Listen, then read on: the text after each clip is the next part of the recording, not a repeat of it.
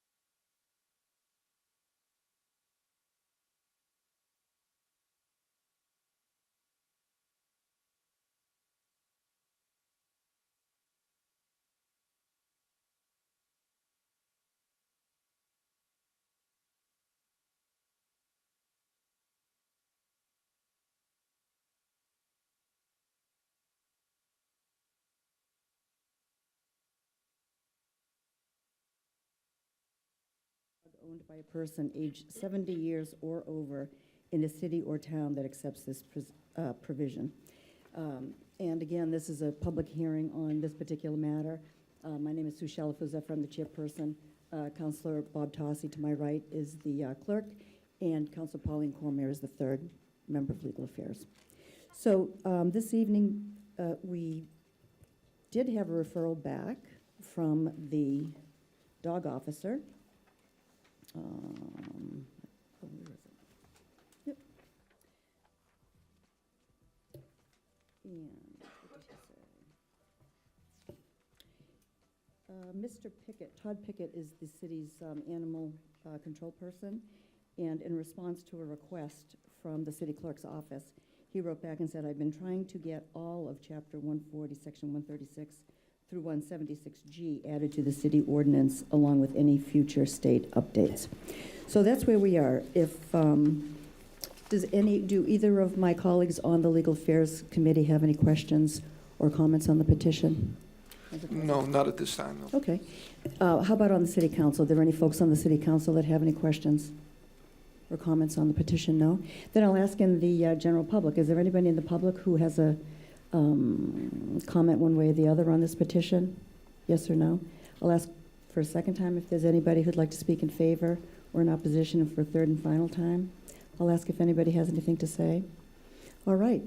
I guess at this point, then, I would recommend that we close the public hearing. Very well. And in a few minutes, we'll take up the second public hearing of the evening, which is scheduled for 6:25, just a couple minutes away.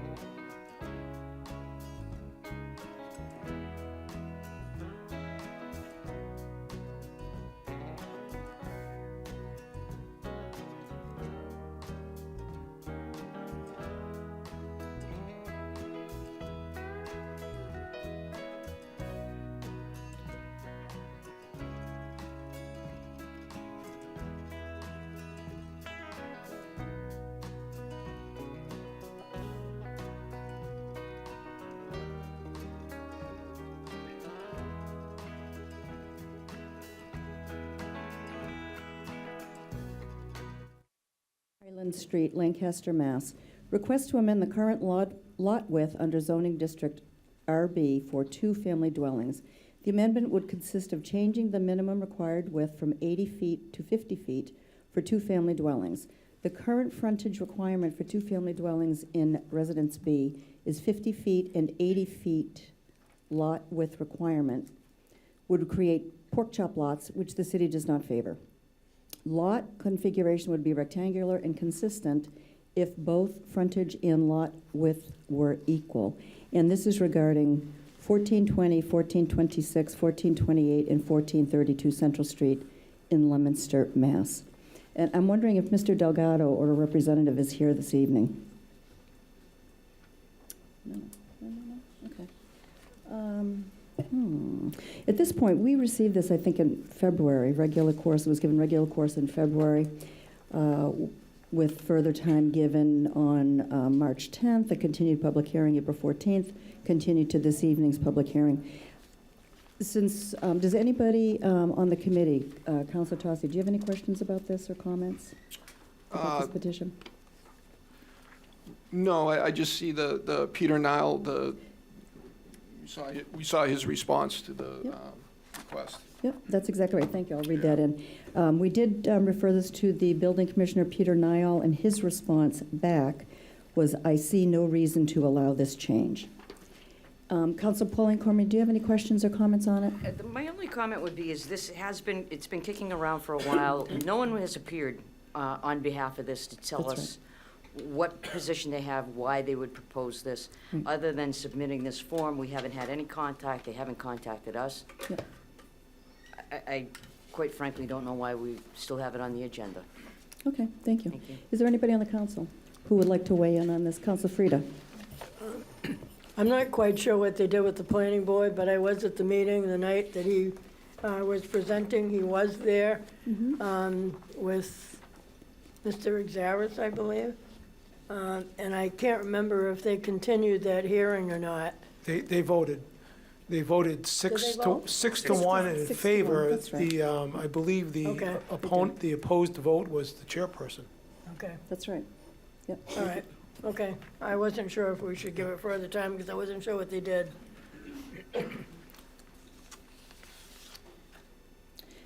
I do have the referral from the planning board, and it says, attention, Ms. Doiron, on 4/7/25, the planning board voted 6-1 to make a positive recommendation to the city council for the above petition 35-25. Please relay this information to the city council and let me know if you have any questions or need additional information. My understanding, there was one other thing that we did not receive, or I haven't seen yet, and that was the director's report. Did that come in by any chance? There was a reference to the director's report that I think mentioned that instead of changing the zoning throughout the city to accommodate this change, Mr. Delgado could take this recommendation and possibly get a variance for each of those lots, rather than making it citywide. That sounded like it made sense to me. But I haven't seen that report, so we can follow up later then. Any more council questions? Okay, I'll go to the public. Oh, wait a minute. Oh, sorry, I'm sorry. Council Frida. I'm not sure why. Does anybody else on the council remember? This was a big issue about eliminating pork chop lots. The planning board didn't want them, the council didn't want them. And I'm confused as to why they voted 6-1 when we're talking about allowing pork chop lots.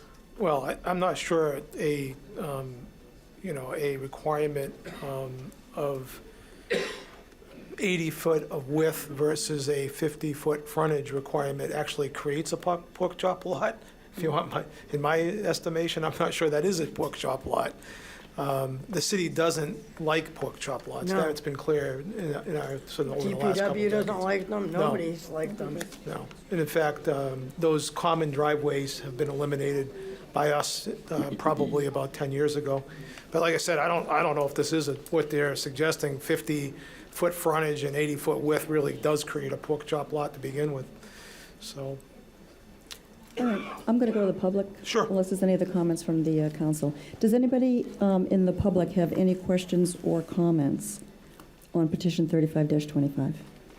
For the second time, does anybody have any comments in support or in opposition to 35-25? And for a final time, does anybody have any comments on 35-25? All right, seeing none from the public, I guess I will ask the clerk if she could ask the planning department for that director's report, because I think it included a little bit more information. And then I guess I'll keep the public hearing closed for open, excuse me, for one more meeting. so when we get to the agenda, we'll get you a date and time for that. Thank you. Okay. Thank you.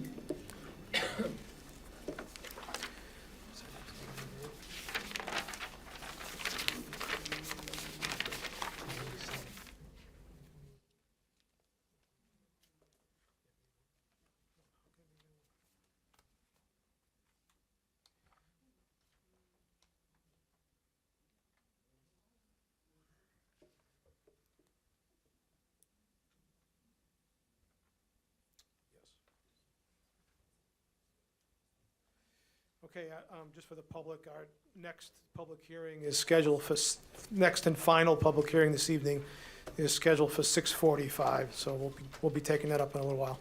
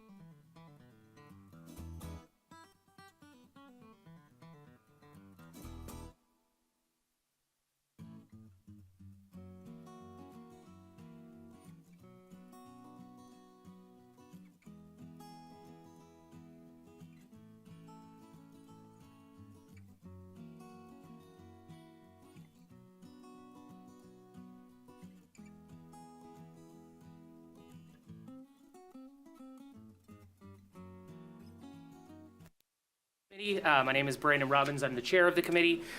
Councilor at Large Claire Frieda is the clerk, and Councilor Carrie Noseworthy is the third member. This is on petition 42-25, Massachusetts Electric Company doing business as National Grid, and Verizon New England Inc. requests permission to locate poles, wires, and fixtures, including the necessary sustaining and protecting fixtures along and across the following public way. Torrey Circle, National Grid to install one jointly owned pole on Torrey Circle beginning at a point approximately 367 feet northwest of the center line of the intersection of Willer Street and Torrey Circle.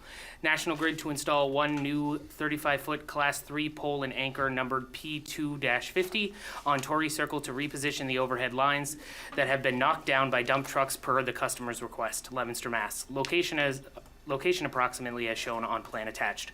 Whereof it prays that after due notice and hearing as provided by law, it be granted a location for and permission to erect and maintain poles and wires, together with such sustaining and protecting fixtures as it may find necessary.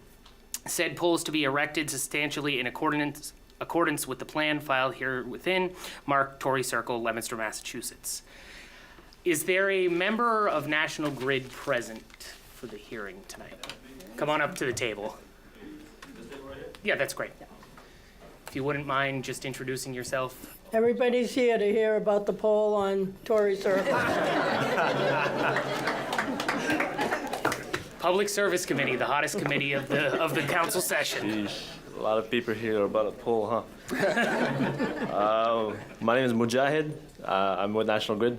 Great, thank you so much. If you could just briefly explain the premise of the petition and. Okay. So basically, it'll be right off of 29 Torrey Circle. It'll be a pole, and we're putting in this pole because it used to go across the street. The service used to go across the street, but the dump trucks kept knocking it down. So the customer actually wanted the pole in his yard, so that's why we're putting it there. Great. And I drove by this earlier today, and those wires do hang really low into the middle of Torrey Circle, so not totally surprised. I'll start with Councilor Frieda. Do you have any questions on this? Where is the anchor gonna go to that pole? Is it on public property or city property? So the anchor will be about 6 feet back from the pole, so it'll be about city property. And everybody's okay with that? You talk to the neighbors? So the customer is okay with that. I haven't talked to the neighbors, but I can if you would like me to. I think it would be a good idea to talk to the neighbors, just to make sure they're okay with it. That's just my opinion. And is there a pole that's there now you're gonna remove? So there is no pole there currently. It just goes across the street. So Okay. we would be putting in a new pole on that customer's property. Okay, no double pole situation.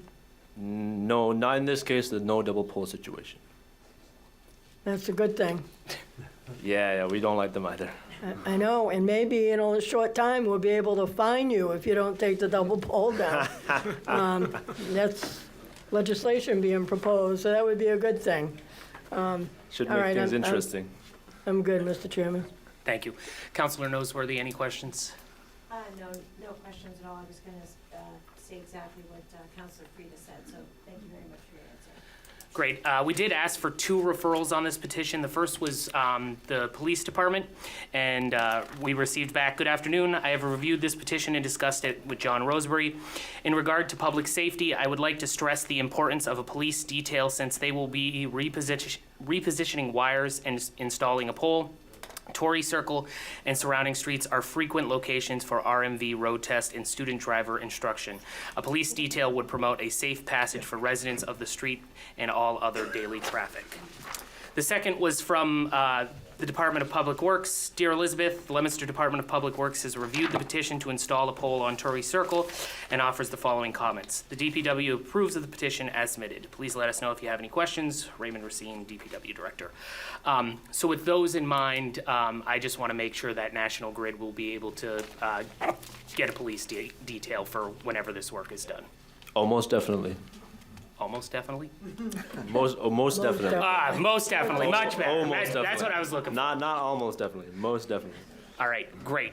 So I'll go to the members of the public. Would anybody like to speak in favor of or against this petition? Come on up. State your name and address for the record, please.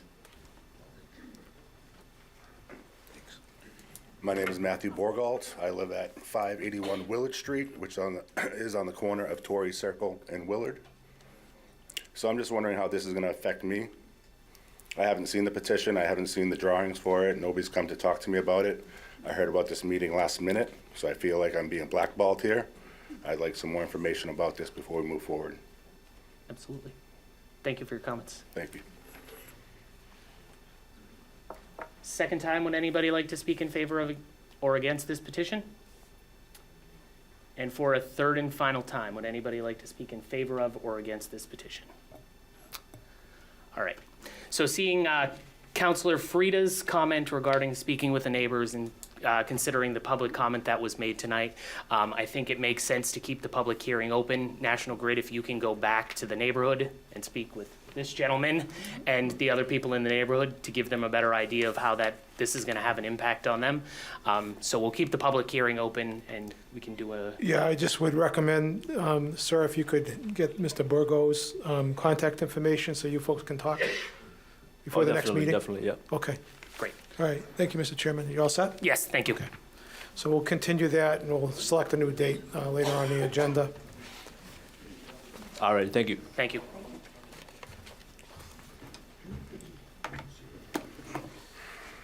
All right, in just 4 minutes, we'll start the public forum.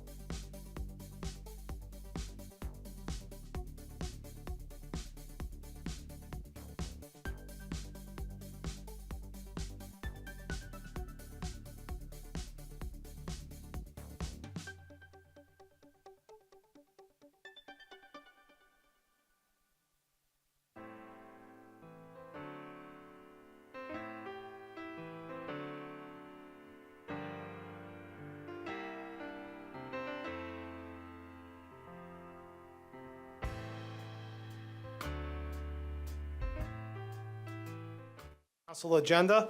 Speakers will be asked to come to the microphone and state their formal name and address, along with identifying the specific item or items they wish to address. Each speaker is respectfully asked to keep their comments within a 2-minute time frame. The council will not be responding or answering any questions. However, at the discretion of the council president, clarification may be given. We do have a specific sign-up list, which I will ask those folks first to approach the podium.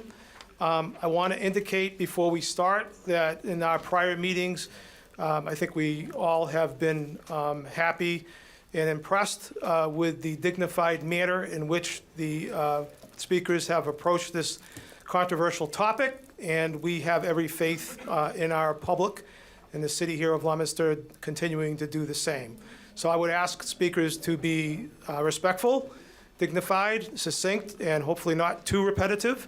It's a 2-minute time frame, and we try to observe that. And I thank you for your attendance to all of that. And we will start this evening with Caitlin Smith.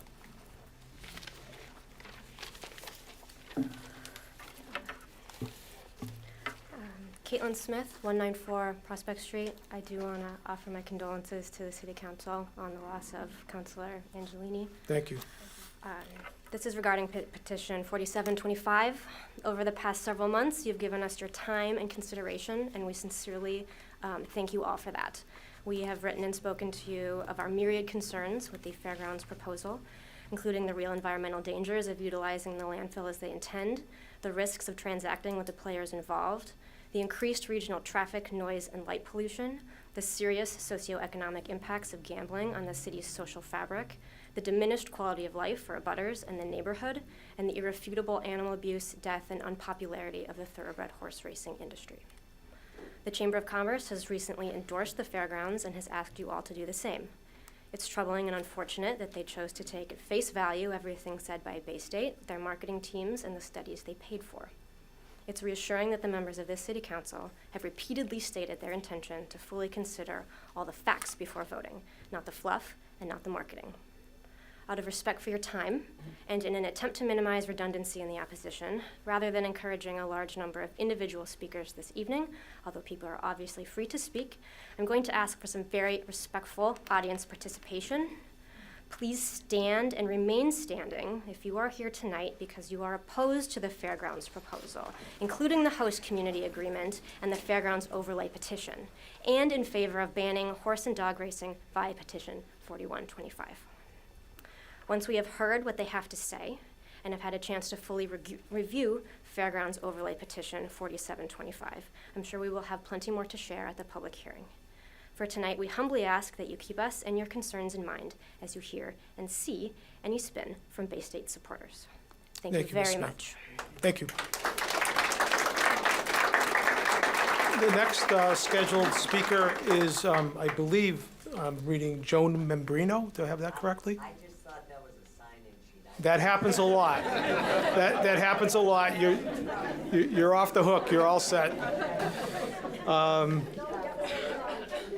The next next person to sign up, on the list at least, I think is, if I'm reading this correctly, Janine Brito? Do I have that right? I'm here to observe. I am not commenting. Okay, all right, we're moving right along. Next is Amy Murphy.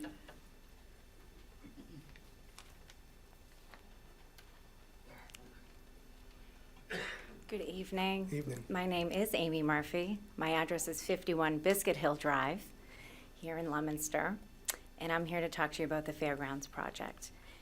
From where I sit in my home with 2 adolescent boys, I look at this as an opportunity for them to work somewhere. I think it would be a good opportunity for the city.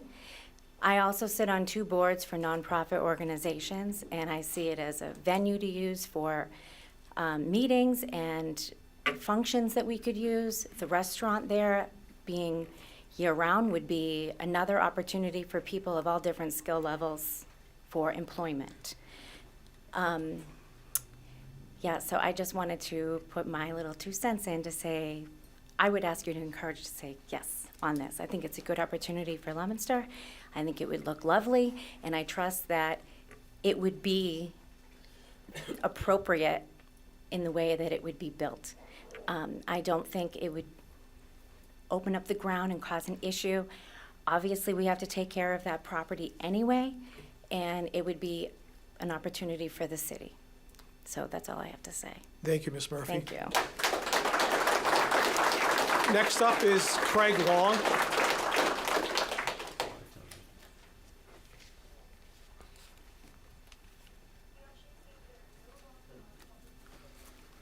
Good evening, councilors. I too would like to add my condolences for your colleague and our dear friend, Councilor Angelini. Very sorry for your loss. Thank you. I'm Craig Long. I live at 36 Leo Gagnon Way.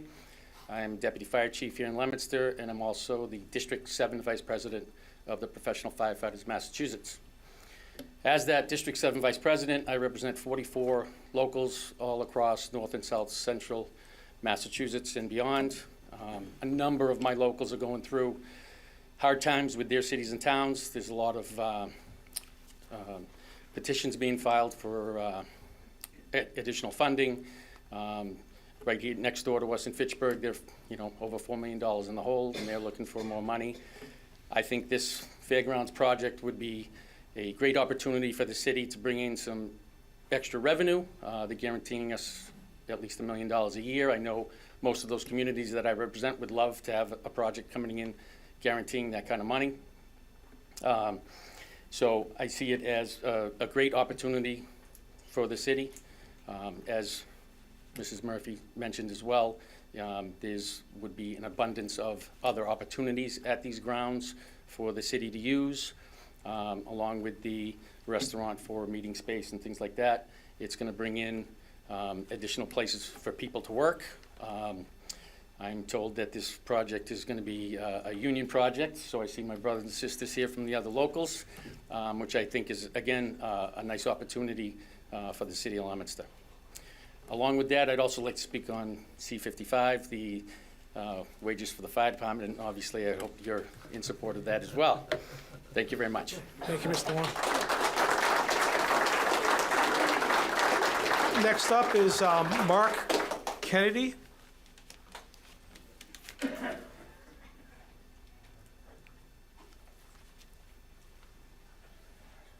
Good evening, sir. Councilors.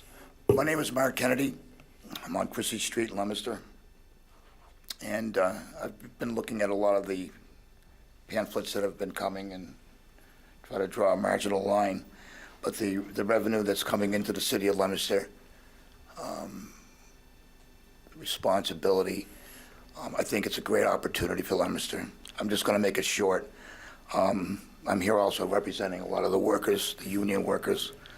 It will be a good opportunity, and there's a lot of obstacles I would imagine to overcome, but I think it can be achieved.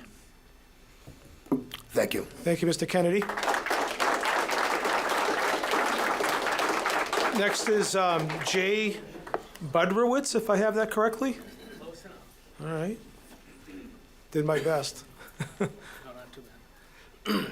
So my name's Jay Bedravich. I live on Regina Drive in Leominster. And ironically, I trained racehorses for 15 years at Suffolk Downs in East Boston before it closed. And I'm actually planning on participating in the horse racing, if this project goes through. And I mean, all I ask is that you keep an open mind. There's a lot of external benefits of, having a racetrack as well as the mixed-use space. So I just ask that you keep an open mind to the project. Thank you, sir. Thank you.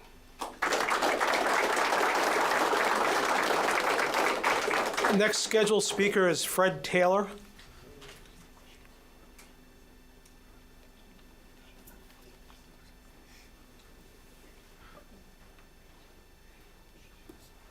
Good evening. Good evening, sir. Sorry for your loss. Thank you. My name is Fred Taylor. I'm a business representative for the Carpenters Union. Although I don't live in Leominster, a lot of my members do, so I'm here to speak on their behalf. This project, I just want to say that we fully support this project, and I'm excited to get to work to make this fairground project something that we can all be proud of. We believe this is an opportunity for the city of Leominster and the greater community. This project will generate revenue for the city of Leominster, which will help benefit the whole community by financing the Fallbrook Elementary School and other projects in the city of Leominster. I also want to say it will also create jobs for union carpenters and other building trades, and that's very important because those members have families that live here in live here in Leominster, and they also will benefit from that. So that's all I wanted to say. So please keep that in your mind and consider it. Thank you, Mr. Taylor. Thank you. Next is Jorge Rivera.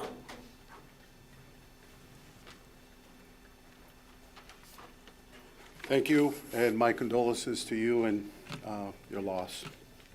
Thank you. Thank you for allowing me to speak tonight. My name is Jorge Rivera. Although I do not live in Leominster, I am the president of the Worcester-Fitchburg Building Trades Council, and as you can see in the background, I have a lot of my brothers and sisters that actually live here in Leominster, so I'm speaking on their behalf.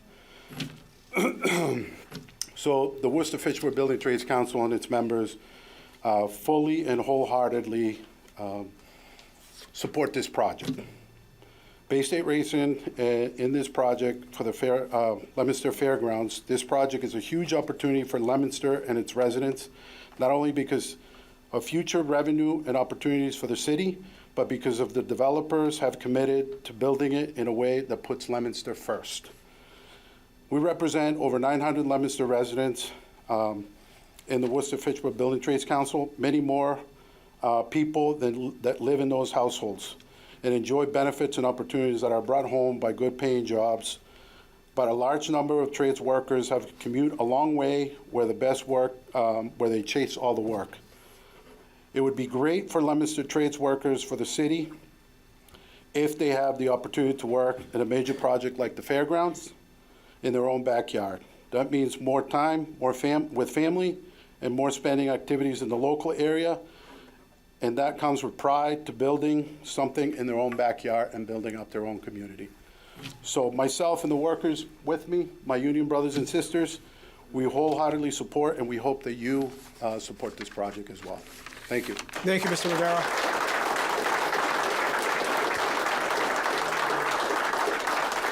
The next speaker who's signed up is Rick Arcatel. I'm sorry, I thought that was a sign-in sheet. You're all set. Don't worry. Next is Jeremy Murphy.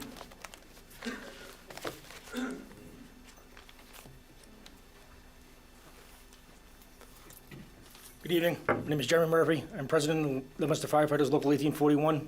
My condolences to all of you councilors when you lost Mr. Angelini.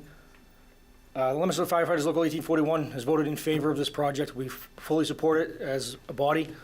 We believe that it will take off of a tax burden and maintenance burden from the current dump facility and put it onto a private company, so the city does not have to deal with that and further issues. The ongoing employment project and revenue that will be created from it will only benefit the city as a whole. In addition to that, it will help to enhance the entrance of the city coming off the connector. Instead of looking at a defunct dump, it will be a nicely manicured and landscaped new project, further enhancing the beauty of the city. So Leominster Fire, Local 1841 fully supports this project. We hope you do as well. In addition to that, I would also just like to speak briefly on C-55 and fully support that as well. Thank you. Thank you. All right, that is the end of the signed up speakers, but anybody who wishes to address an agenda item this evening before us, please approach the podium. Do we have to start the meeting? Oh, I'm sorry. We're going to start the meeting by a Pledge of Allegiance. I pledge allegiance to the flag of the United States of America and to the republic for which it stands, one nation, under God, indivisible, with liberty and justice for all. Before I begin the roll call of councilors in attendance, I should indicate that we have a new councilor joining us this evening, Councilor Carrie Noseworthy, Ward 5. Pursuant to our charter, when Councilor Angelini passed away, he died before 16 months, which under our charter indicates that his opponent in the race November of 2023 is entitled to his seat. Ms. Noseworthy was sworn in by the clerk and is now a Ward 5 City Councilor. So I will now take a roll call of the councilors in attendance, starting with Councilor David Cormier. Present. Councilor Pauline Cormier. Present. Councilor Arndinger. Present. Councilor Noseworthy. Present. Councilor Tossi. Present. Councilor Shalfo Zephyr. Present. Councilor Robbins. Present. Councilor Frida. Present. I shall record myself as present. All 9 councilors are in attendance. Before we go any further this evening, we'll commence the public forum in just a moment. But we're first going to hold a moment of silence for Councilor Peter Angelini.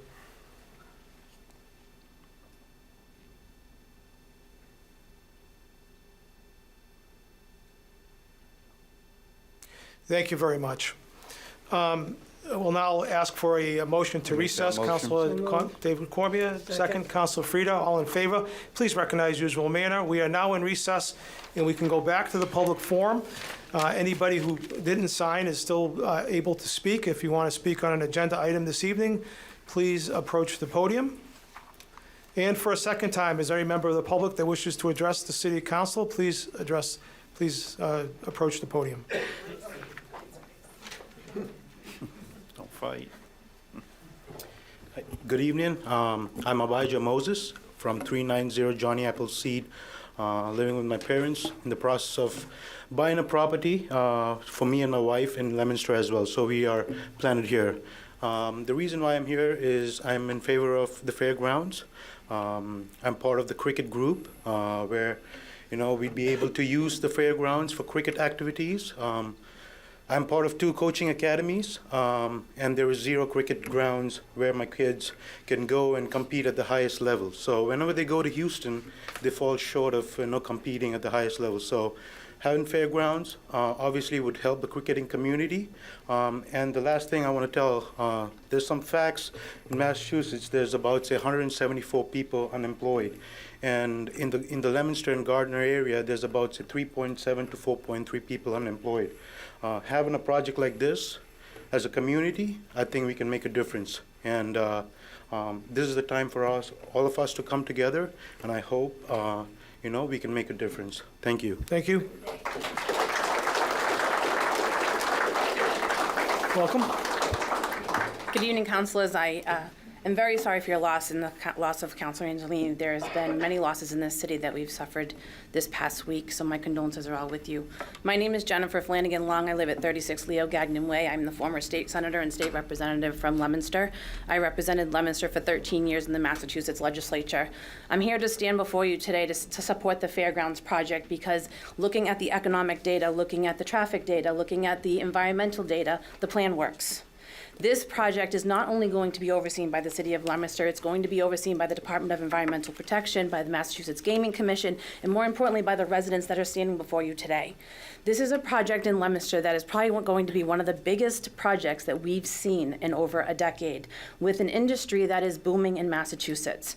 As someone who's worked significantly close to the addiction world, I understand people's concerns about gaming addiction. 61 businesses in Leominster have the lottery.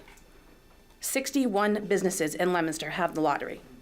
People are gaming in Massachusetts. This is not about gaming addiction. There are resources that the Mass Gaming Commission has for addiction services. Massachusetts, as a Commonwealth, puts money into not only substance abuse services, but gaming and addiction services. This is a facility that is going to allow places like hockey teams to have public meetings for their board. This is something that people can go to as a recreational basis. There is so much more to this multifaceted entertainment venue than what is being talked about. There's not spin. If you look at the women and men behind me, these are local jobs that we're going to have. The people who live here are going to build it here. And so what we have is people taking pride in their city. As our leaders, we're looking to you to support this project because as a whole, that land's going to have something done to it in the next couple of years. It's almost 30 years old. The Department of Environmental Protection is going to say something has to be done. Where's the cost gonna go? To the city? when we're looking at big purchases that have to be made or big projects that have to be done? Or is it going to be regulated under a private business with state oversight so that we can finally get use of that land? We have a lot of people in this city who are afraid to come forward and talk. Not many people like to public speak. We all understand that. We're all from a different world when we can stand up and just start talking. But the reality is that we have families. We have families that are looking forward to this. We have families that are emailing people. They're talking to their neighbors. This is a project that's going to bring in no less than $1 million a year. And when you talk about the revenue, when the gaming starts, there's going to be additional revenue. The same revenue that you have when you get the unrestricted lottery funds from the 61 businesses in Massachusetts that participate in our lottery. So I stand here before you today as a private citizen, as someone who has family in this city and someone who has represented the city and grown up in the city, to say, we ask for your support of this. We ask for your support of the overlay district. We ask for your support of the HCA. And more importantly, we ask for your participation in this process so that we can understand what you're looking for and you can understand where we're coming from. Thank you. Thank you. Is there any other member of the public that wishes to address the city council on an agenda item this evening? Hi, Sue Kohler, 541 Miriam Avenue. I'm sorry to say I'm not addressing that agenda item. I'd like to just address C59. C59 is a request for $1 million transfer from excess and deficiency to street resurfacing. I want to understand why the third time Route 12 in front of Leominster Hospital is being ripped apart. I am really frustrated with that, and I'm sure a lot of other people are too. I feel it's a waste of taxpayer money, and I think we're all owed an explanation. Who is paying for this? I understand there was a problem with emergency vehicles not able to get in to the hospital. But I think the taxpayers deserve an explanation. Thank you. You're welcome. Thank you. Is there any member of the public that wishes to address the city council on an agenda item this evening? And for a second time? Oh. Hi. Good My name evening. is Beverly Keelis. I live at 497 Johnny Appleseed Lane. Again, my condolences about Peter. Thank you. It's very sad. I'm sorry to hear it. I'm just here to say that temporary jobs are not a long-term solution for the toxic cleanup that's going to be responsible to be done after. Thank you. Is there any member of the public that wishes to address the city council? My name is Paul Gove, 925 Mechanic Street in Leominster. And I've been a lifelong resident of Leominster, and I'm 65 years old now, and I've seen what the Pioneer Plastic City dump had in it before it was covered. And you don't want to really dig into it. You don't, sure, they say it won't be disturbed, but is the city going to be liable if someone comes down with cancer? Any of these nice family people, if any worker gets cancer and then gets a lawyer, they're going to look for deep pockets. And that's going to come back to the city.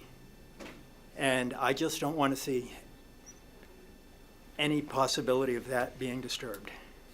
Thank you. Thank you, Mr. Gove. Once again, I'll open the forum. Is there any member of the public that wishes to address us? A second time? And a third and final time? There's always somebody's got to wait till the third one. I'm not a rule follower. I'm going to just say my piece. I know a previous speaker used the word we over again. I've lived at 639 Mechanic Street for 22 years. And a cursory glance of my neighborhood would tell you the people who are not apathetic, the majority of them have signs against this project. My neighbor, who has a 4-year-old child, has a sign against this project. I've heard about chemicals that the city has acknowledged were in this space that I've never heard of before, and I've lived there 22 years. So I would just like to have it on the city's official record that just about every home, almost every home, from the 2 pine trees down to Fidelity Bank has a no horse racing sign strongly stated on their front lawn. Not every one of them, but most of them. Thank you. Thank you. All right, let's try again. First time, anybody else want to address us? Second? Third and final time? I want to thank everyone for the way that was conducted. The council, I'm sure, all appreciates your opinions, and most importantly, the way that you all conducted yourself. I'll declare the public forum closed.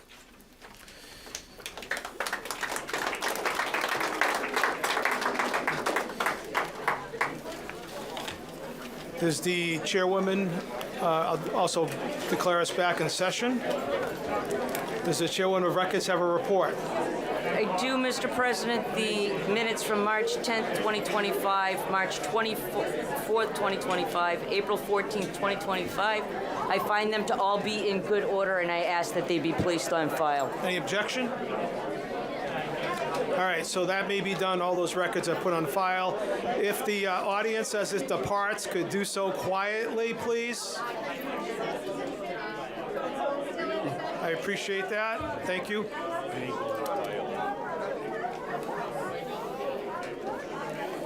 All right, moving on to communications from the mayor. Dean J. Mazzarella, Mayor, requests that an appropriation of $15,000 be made to the fuel depot expense account, the same amount to be transferred from the excess and deficiency. C-65 is referred to the Chairman of Finance. First time on the calendar, Mr. President, regular course. C-65 has been given regular course. C-66, Dean J. Mazzarella, Mayor, requests that an appropriation of $21,600 be made to the assessing valuation expense account, the same amount to be transferred from the excess and deficiency account. C-66 is referred to the Chairman of Finance. First time on the calendar, Mr. President, regular course. Could people take their conversations outside, please? Excuse me? Could people take their conversations outside? Thank you very much. Moving on to C-67. Dean J. Mazzarella, Mayor, requests that an appropriation of $25,000 be made to the ambulance billing expense account, the same to be transferred from the excess and deficiency account. RE, increased cost in ambulance, regarding increased cost in ambulance billing, this would cover expenses through the end of the year. C-67 is referred to the Chairman of Finance. First time on the calendar, Mr. President, regular course. Thank you, Mr. Chairman. C-67 has been given regular course. Moving on to C-68. Mr. President. Mr. President. I'm sorry, Councilor Shalfo-Zephyr. Thank you. No, I do have a question through the chair to the finance chair.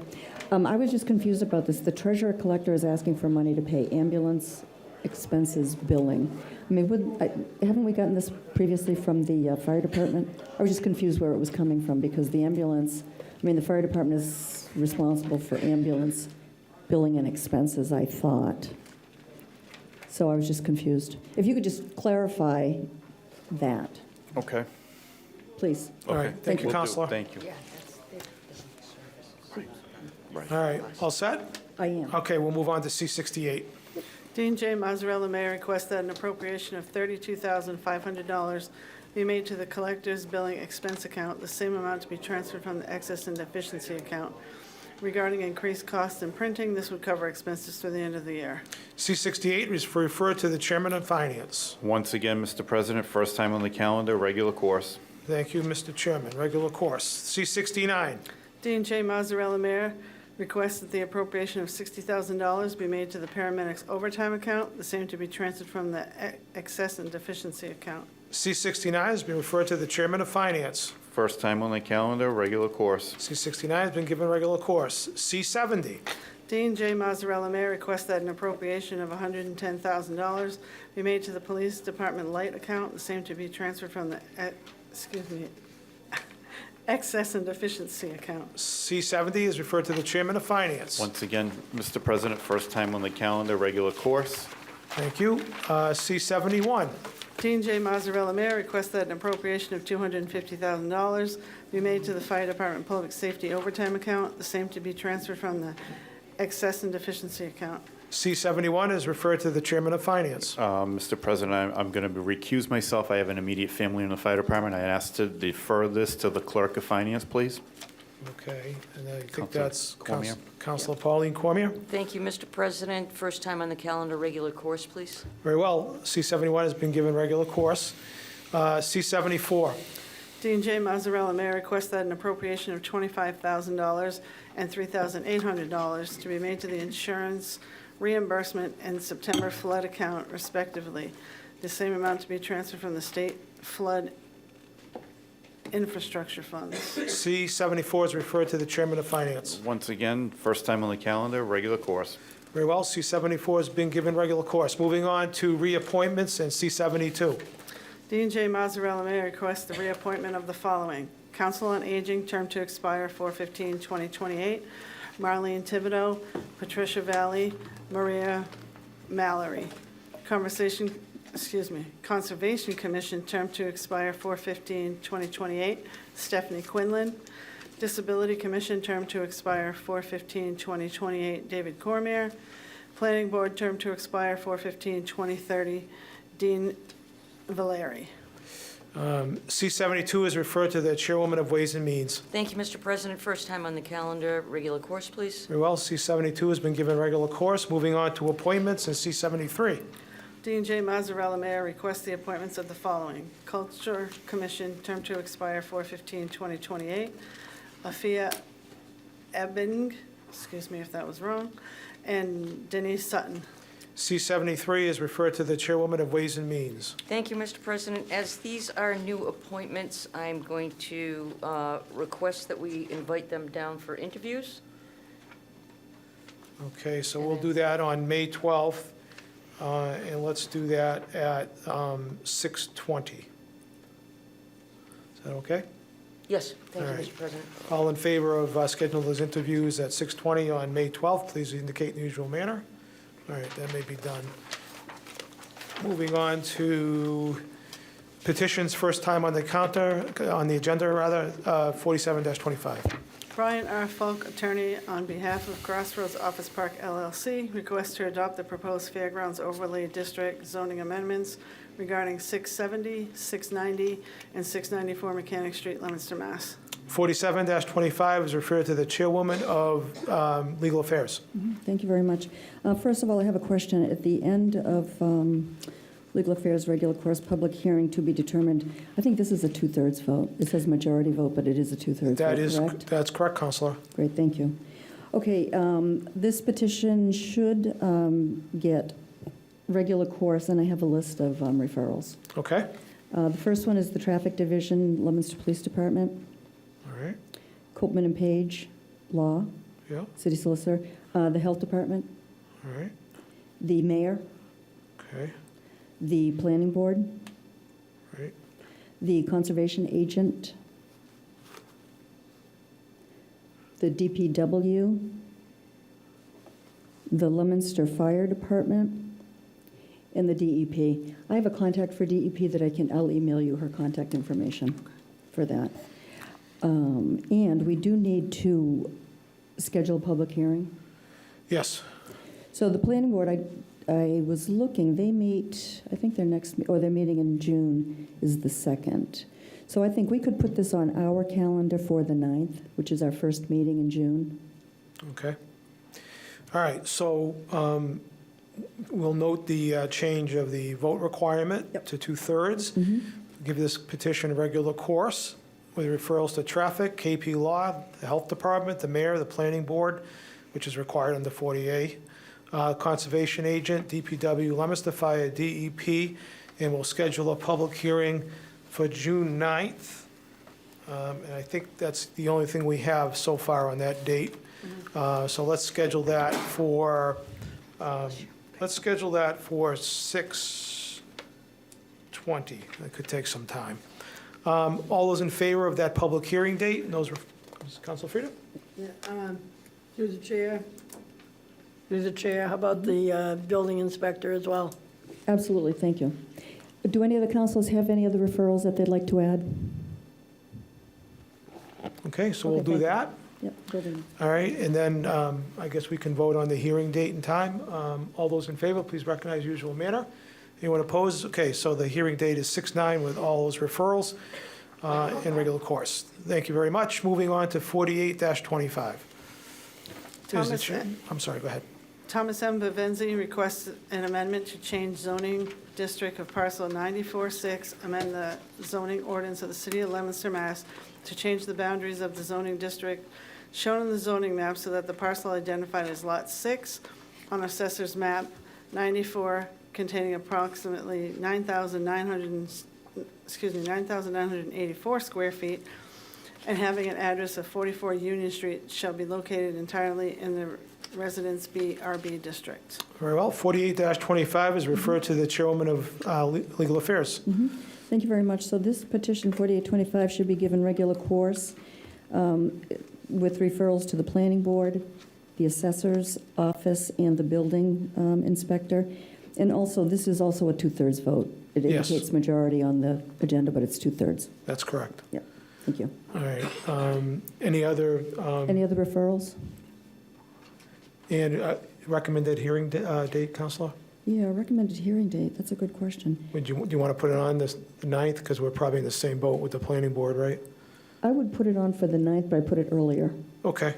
Can we- Why don't we go with June 9th at 6 o'clock? 6 o'clock, okay. All right. 6 p.m., thank you. All right, so you heard the recommendation of the chairwoman of Legal Affairs. Regular course with a notation, 2/3 vote required, with referrals to the planning board, the assessor's office, and the building inspector, and a public hearing date of June 9th at 6 p.m. All those in favor, please recognize usual manner. Anyone opposed? By a vote of 9-0, that may be done. Moving on to matters before the city council, starting with the financial report. Thank you, Mr. President. We began free cash with a certification of $15,008,891.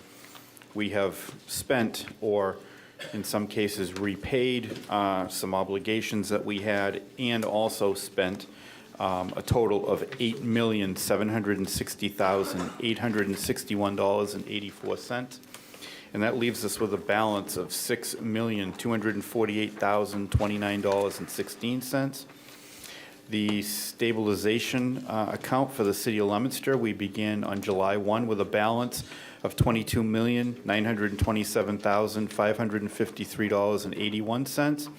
We've earned some interest in the amount of $472,023.71. We replenished stabilization with $1,250,000. And that leaves us with a balance of $23,515,227.07. The City of Leominster's Capital Stabilization Fund began with and still has a balance of $2,193,191.62. And the opioid stabilization account, we began with a balance of $518,703.20. We have gotten proceeds from the state in the amount of $107,743.90. We have spent $133,000, and that leaves us with a balance of $493,447.10. And that is a financial report. Thank you, Mr. Chairman. Any questions on the financial report? All right, moving on to finance. Mr. President? Yes. My apologies, but if I look at my packet, I see 3 pages for 4825, all with different addresses. I don't know if it's a mistake in the numbering or if it's all supposed to be in 4825, but I have 3 pages here. I don't know what you mean by different addresses. The first page is 44 Union Street, the second is 40 Union Street, and the third is 26 Union Street. Yeah, that's not a mistake. It's not a mistake? No. So it's all one petition? Yes. Okay, okay. I apologize. That's okay. All right, so we're back to finance in C58. C-58, Dean J. Mazzarella, Mayor, requests that an appropriation of $40,000 be made to the medical expense account. The same amount is to be transferred from the excess and deficiency account. We do have a letter here dated March 25th, 2025 from Nicola Plant, the city's treasurer. She's explaining that the treasurer's office would like to request an additional appropriation in the amount of $40,000. This money is necessary to pay for the increases in federal Medicare costs that the city must match for every employee hired after March 31st, 1986. Please let me know if you have any additional information. So I think it's pretty self-explanatory. The city does have an obligation to this under the standards, and it would be my recommendation that we grant C-58, and I'll ask that you check with members of my committee. Councilor Pauline Cormier? I agree. Councilor Tossi? I agree. You've heard the unanimous recommendation of the Finance Committee to grant C-58. Is there any further discussion?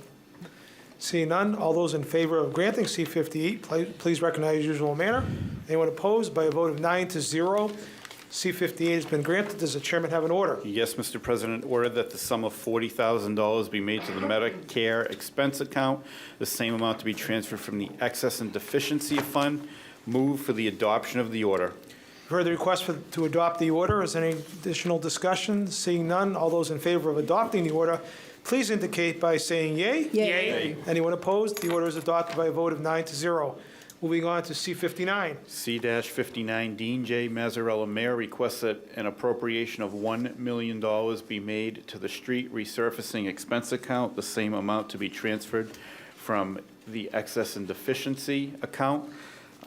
Basically, what this is the mayor is looking to supplement, because he understands the demand, and any of us ward councilors, even the at-large councilors, are very well aware of what we hear from our constituents about roads. There is never enough money to pave roads and sidewalks.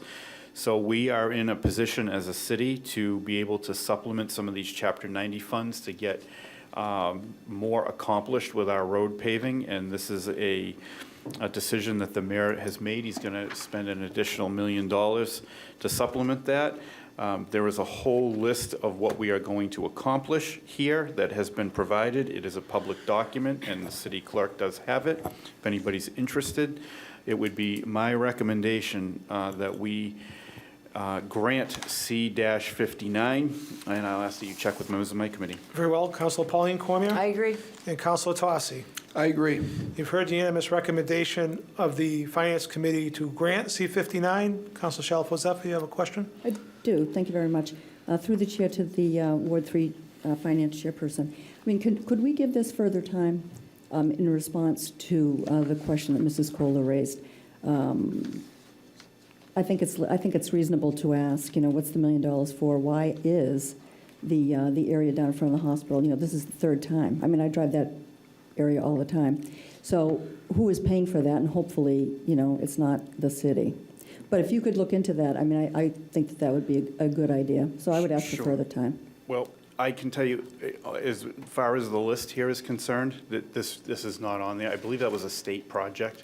I know that was Councilor Angelini's ward. So there are no local funds that have been used there, to the best of my knowledge, unless anybody else has any. I believe you're correct. So I can tell you it's not local money, and I know it's frustrating. It's still taxpayer money. I don't know what's more frustrating, the money that they've spent or the inconvenience of the traffic and the gridlock and the fact that we have engineers that are supposed to, be certified to make these decisions. And I mean, I don't think I've moved the furniture around in my living room as much as they've moved the traffic devices and islands and everything around in the past year. It's crazy, but it's not any of this money, and I don't want to hold it up. We all know what our constituents, these things need to go out to bid. There's a process. I don't know that 2 weeks would make or break us, but it's not on this list, and I'm pretty confident in saying, that probably we'd need to talk to our state representatives and at the both state level, our state senator and state representative. I think that's where this lies as far as what's going on at the hospital. Okay, any additional discussion? Councilor Frida? Just refresh my memory, how much do we get from Chapter 90 this year? I believe I'm seeing here just, he's looking at a little bit more than, I believe, is it 2 million? 1.6. 1.6, but he's got, they're breaking down, I think that 2 million is the cost with both of these combined. There's some sidewalk stuff in here as well, so. The other thing is, I think, I know we don't like to be here any longer than we have to, but I don't think it's a bad idea to tell people what streets are being done. I think you should read the list, quite Sure. honestly. If you want me to read the list, I'd be happy to. I agree. I think people should know. I mean, we can tell them there's a list here, but they're not going to come down to the clerk and ask for the list. Okay, I will go through this list. I am showing here Pleasant Street from Union, and you're gonna have to excuse me, this writing is very small. Pleasant Street from Union Street to Sholin. Pierce Street, Main Street to Jocelyn. 12th Street, Mechanic Street to 11th Street. Water Street from the bridge to 2nd Street. Union Street, Central to Crown. Franklin Street, Union to Pleasant. Exchange Street, West Street to Birch Street. Chestnut Street, the entire length from Pleasant. Grant Street, Union Street to Sharamar Drive. Julian Drive for 600 feet from Grant Street. Abbott Ave, Hall Street to Blossom Street. Willow Street from Blossom Street up to number 8. Castle Street, the entire length. Cook Street, the entire length. Miller Street, the entire length. Pleasant Street from Chestnut to Hingham Court. And then with some ARPA funding, they are using 175 from Manning, Central Street from Manning Ave to Graham Street. And then it says here they had some alternatives, but now with the mayor's appropriation, we're looking at Crawford Street from Hamilton Street up to number 15. Eden Glen, the entire length. Cross Street, entire length. Middle Street, 6th to Johnson. Sharamar Drive, entire length. Woodland Road, entire length. Stevens Road, entire length. And then there's some sidewalks as well. Washington Street from Stearns to Campbell, Washington Street from Campbell to McKay, School Street by the courthouse, Walnut Street from Blossom to Arlington, Merriam Avenue from Washington to Blossom, Merriam Avenue from Blossom to Hall, and then there's some ADA repairs downtown, is what it says. And that's it. That's all the list that I have of what they provided. And these are all accepted streets, correct? I believe they are. The ones in, I can tell you, the ones in my ward are. I don't know about the other ward councils, they might, but from what I can recollect, they should be, yeah. Yep. Any other discussion? Councilor Noseworthy? Thank you through the chair, Mr. Chair. I just wanted to echo a thanks for the clarification and a thank you to Councilor Zephyr for bringing up Mrs. Kohler's concerns as she is a Ward 5 constituent. That's all. Thank you so much. Thank you. Anybody else? All right, so we have Mr. Mayor? Could I be recognized? Sure. Want to take a recess or no? Can we, you want to speak to us on this petition? This is the paving? Yes. Yes. All right, so I'll entertain a motion Move to recess. to recess. Councilor Shalfo, Councilor Robbins, all in favor of recess? All right, the floor is yours. So I think Councilor Cormier said, this has nothing to do with the state money. This is all city money. delaying this is, I don't understand what the purpose would be. What is going to happen? What actions are going to happen? They're already reconstructing the section of Route 12 and doing the landscaping. It's the last phase of their project, and they're done. So this has nothing to do with it. I don't understand what it's going to do by delaying it. We have to get these projects out to bid. We can't get them out to bid till you approve of it. And we're just going to end up in competition with everybody else trying to get their road construction. It just increases the cost of paving when we're out there with everybody else. And by the way, most people spend their Chapter 90, which is about 1.2 to 1.6. This year we'll spend $3 million. We've been spending about $3 million every year on paving. But we really need to get these projects out to bid if we're going to do them. Otherwise, we miss the season, and we have to wait until next spring. So, again, I think Councilor Comey had it correct. This has nothing to do with anything. It isn't going to make them move any faster. They move as fast as they can. They want to get out of there. But they want to finish the project. So it isn't going to help. It isn't going to make them move any quicker. So thank you. Thank you, Mr. Mayor. All right, back in session. I think everybody had their chance of discussion, I think. Are we all set? All right, so the recommendation of the Finance Committee is to grant C-59. All those in favor, please recognize usual manner. Anyone opposed? Okay, by a vote of 9-0, does the chairman have an order? Yes, Mr. President. Order that the sum of $1 million be made to the street resurfacing expense account, the same amount to be transferred from the excess and deficiency account. Move for the adoption of the order. You've heard the request to adopt the order. Is there any further discussion? Seeing none, all those in favor of adopting the order, please indicate by saying yea. Yea. Anyone opposed? The order is adopted by a vote of 9-0. Moving on to C-60. C-60, Dean J. Mazzarella, Mayor, requests that an appropriation of $75,000 be made to the legal expense account, the same amount to be transferred from the excess and deficiency account. We got a pretty lengthy explanation here and a clearing up of a comment that was made about some of the money coming for legal expenses with the racetrack. So I'm going to clear that up right now, if I can read this letter. From the mayor dated April 17th, 2025, dear members of the City Council, legal expenses associated with the racetrack have been funded by Bay State Racing. The organization provided 2 advanced payments of $10,000 each, totaling $20,000. These funds have been used to pay invoices related to the racetrack matters, which currently totaled $11,072.22, including minor charges reflected in the KP Law bills. The remaining balance will be used to cover any additional legal costs that may arise in connection with the racetrack proposal. Separately, the $75,000 appropriation submitted was intended to support the city's legal expense through the end of the current calendar year.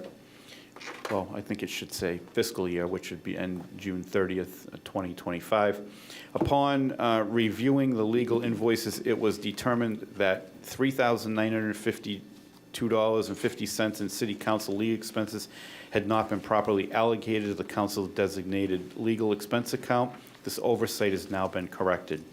Furthermore, $34,633.75 will be reallocated to the collective bargaining legal expense account. With these adjustments and the additional funding in place, it is anticipated that the city's legal costs will be fully covered through the end of the year. An analysis of the recent increase in legal expenses has identified 2 primary contributing factors. 1, collective bargaining activity. The city negotiates with its unions on a 3-year cycle. This year, negotiations are being conducted with all bargaining units, resulting in higher legal costs.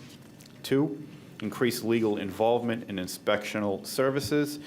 Enhanced activity within the Inspectional Services Department has necessitated greater legal support, further contributing to the rise in expenses. 3, increase in hourly legal rate.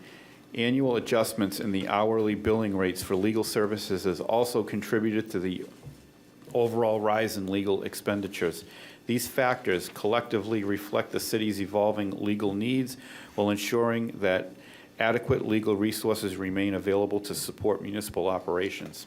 So there's our explanation about the overage for legal expenses. We need to continue to make sure that we we can inquire with our legal team if we have any issues through the rest of the fiscal year. And it would be my recommendation that we grant C-60, and I'll ask that you check with members of my committee. Councilor Pauline Cormier? I agree. Councilor Tosse? I agree. You've heard the unanimous recommendation of the Finance Committee to grant C-60. Is there any further discussion? Councilor Frida? Yes, I brought this up the last time. And that's dated April 17th. We did get a copy of that letter. But these letters should be coming with the original request. This is the problem this council has because there were no subcommittee meetings. If I hadn't asked the question, that $75,000 would be on tonight. You would have read the recommendation or the letter from the mayor, and in 2 minutes, we would be voting on it. It would give nobody in the public an opportunity to call us and say they support it or they don't, or what's it for or what it isn't for. I didn't have a problem either way, whether we were paying for a host agreement, $75,000. It was the non-transparency of having a $75,000 request with no explanation to it. So I'm going to request that when we have any of these, when they're presented for regular course, we need to get the explanation so that we have 2 weeks to look at it and be able to answer people if they ask the question, so that we're not getting an explanation 5 minutes before we vote. Any additional discussion? I'll just say, Mr. President, through the chair, that I've asked, many times. I think Councilor Zephyr has asked many times for supporting detail. This is what we get. I do my homework, I get the answers, and then I present it. But I agree. I mean, sometimes I have to make some phone calls, and maybe it's not necessary. If we had an explanation, I wouldn't have to bother anyone, but I'm just doing the best I can do as a finance chair. I get the information and pass it on. What else can I say? Thank you, Mr. President. Anything else? Councilor Shalfo Zephyr? Yeah, thank you, through the chair to the finance chair. I don't know if it would help, because I understand, your frustration, Councilor Frida's frustration, my frustration, because it's crazy. We get these requests for a lot of money, and there's absolutely no backup. We get other requests, for example, from some of the departments, and they have a lot of detail and a lot of backup and a lot of explanation, so it's an easy thing to understand. So maybe, I don't know if it would be helpful if the clerk wrote to the mayors and the comptroller to say, geez, for future communications that are looking for funds, if you could provide the detail on the first reading, that would be really helpful to the council, and see if that can move the needle, in a positive direction. Okay. All right. Councilor Frida? Through the chair, in all due respect, you're the finance chair. If you don't get the information, I would make it very clear that we're not going to pass it. Your committee is not going to recommend passing it if we don't know what it is before 2 minutes before the vote. I mean, we have a responsibility to the public, and we don't have it when we do it that way. If you're not going to, before we used to have subcommittee meetings on this council, and I brought it up a million times, so I'm going to say it again. If you have a subcommittee meeting in the middle of the week, you have that discussion, people are aware of what we're talking about, they're going to call us and tell us what they think before we vote. There's no way for the public to know when we don't even know what it is, and we didn't know what it was till the 17th because I asked the question. So we need to correct that, because it's not, we're going to have a lot of issues coming up, as we noticed tonight, and we need to have the answers for people when they ask us. So I think we need to do our job down here. So when you get the recommendation, you, as the chair, need to find out what the money is for and be able to tell us when we have to. Thank you. All set, Councilor. Anybody else? All right, so the positive recommendation is to grant C-60. Is there any, all those in favor, please indicate in usual manner. Anyone opposed? By a vote of 9-0, C-60 has been granted. Does the chairman have an order? Yes, Mr. President. Did I hand it on? Sorry. Ordered that the sum of $75,000 be made to the legal expense account, the same amount to be transferred from the excess and deficiency account Move for the adoption of the order. You've heard the request for the adoption of the order. Is there any further discussion? Seeing none, all those in favor of adopting the order, please indicate by saying yea. Yea. Anyone opposed? The order is adopted by a vote of 9-0. Moving on to C61.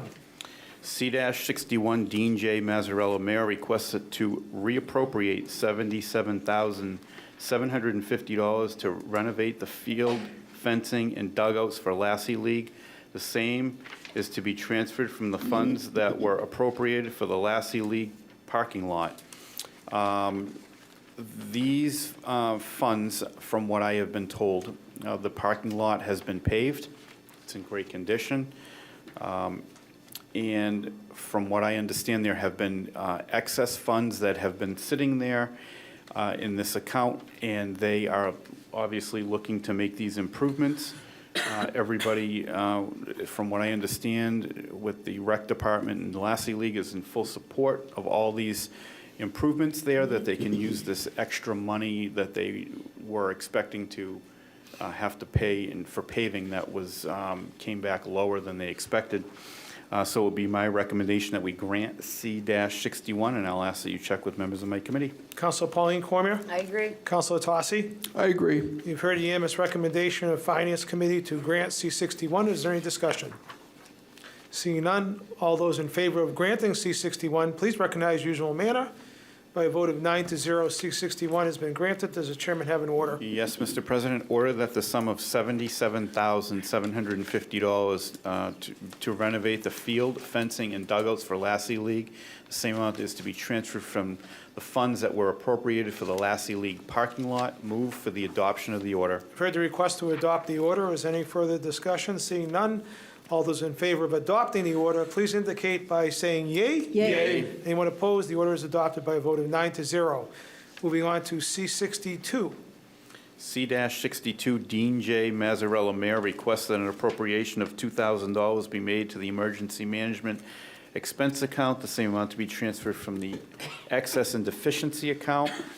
I did have a conversation today, and basically what is going on, and we saw it in another communication, I think, for the police station that's on here for the first time tonight. As we all know, expenses have went sky high for electricity and things of that nature. So they are projecting that in order to keep the lights on at the Emergency Management Building on Carter Street, they need a couple of thousand extra dollars for those expenses. And also the system that we use called Code Red, which falls under their budget as well. I've been told went up a few $1,000s over the past couple of years. So between all those general expenses that the emergency management has, they are a little short this year.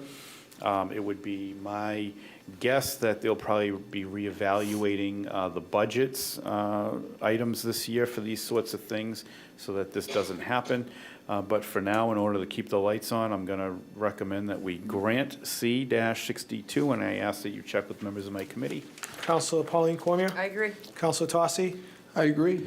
You've heard the unanimous recommendation of the Finance Committee to grant C-62. Is there any further discussion? Seeing none, all those in favor of granting C-62, please recognize usual manner. C-62 has been granted by a vote of 9-0. Is there an order? Yes, Mr. President, ordered that the sum of $2,000 be made to the Emergency Management Expense Account, the same amount to be transferred from the Excess and Deficiency Account. Move for the adoption of the order. You've heard the request to adopt the order. Is anything additional?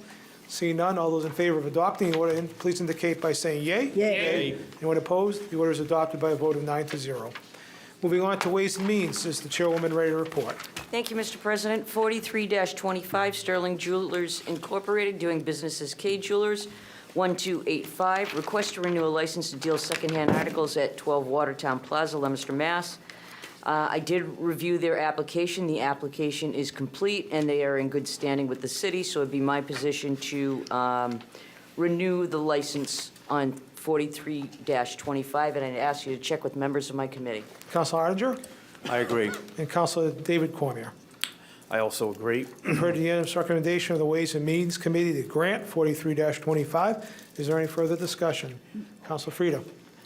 Just a comment on 4425, Christopher Rivard.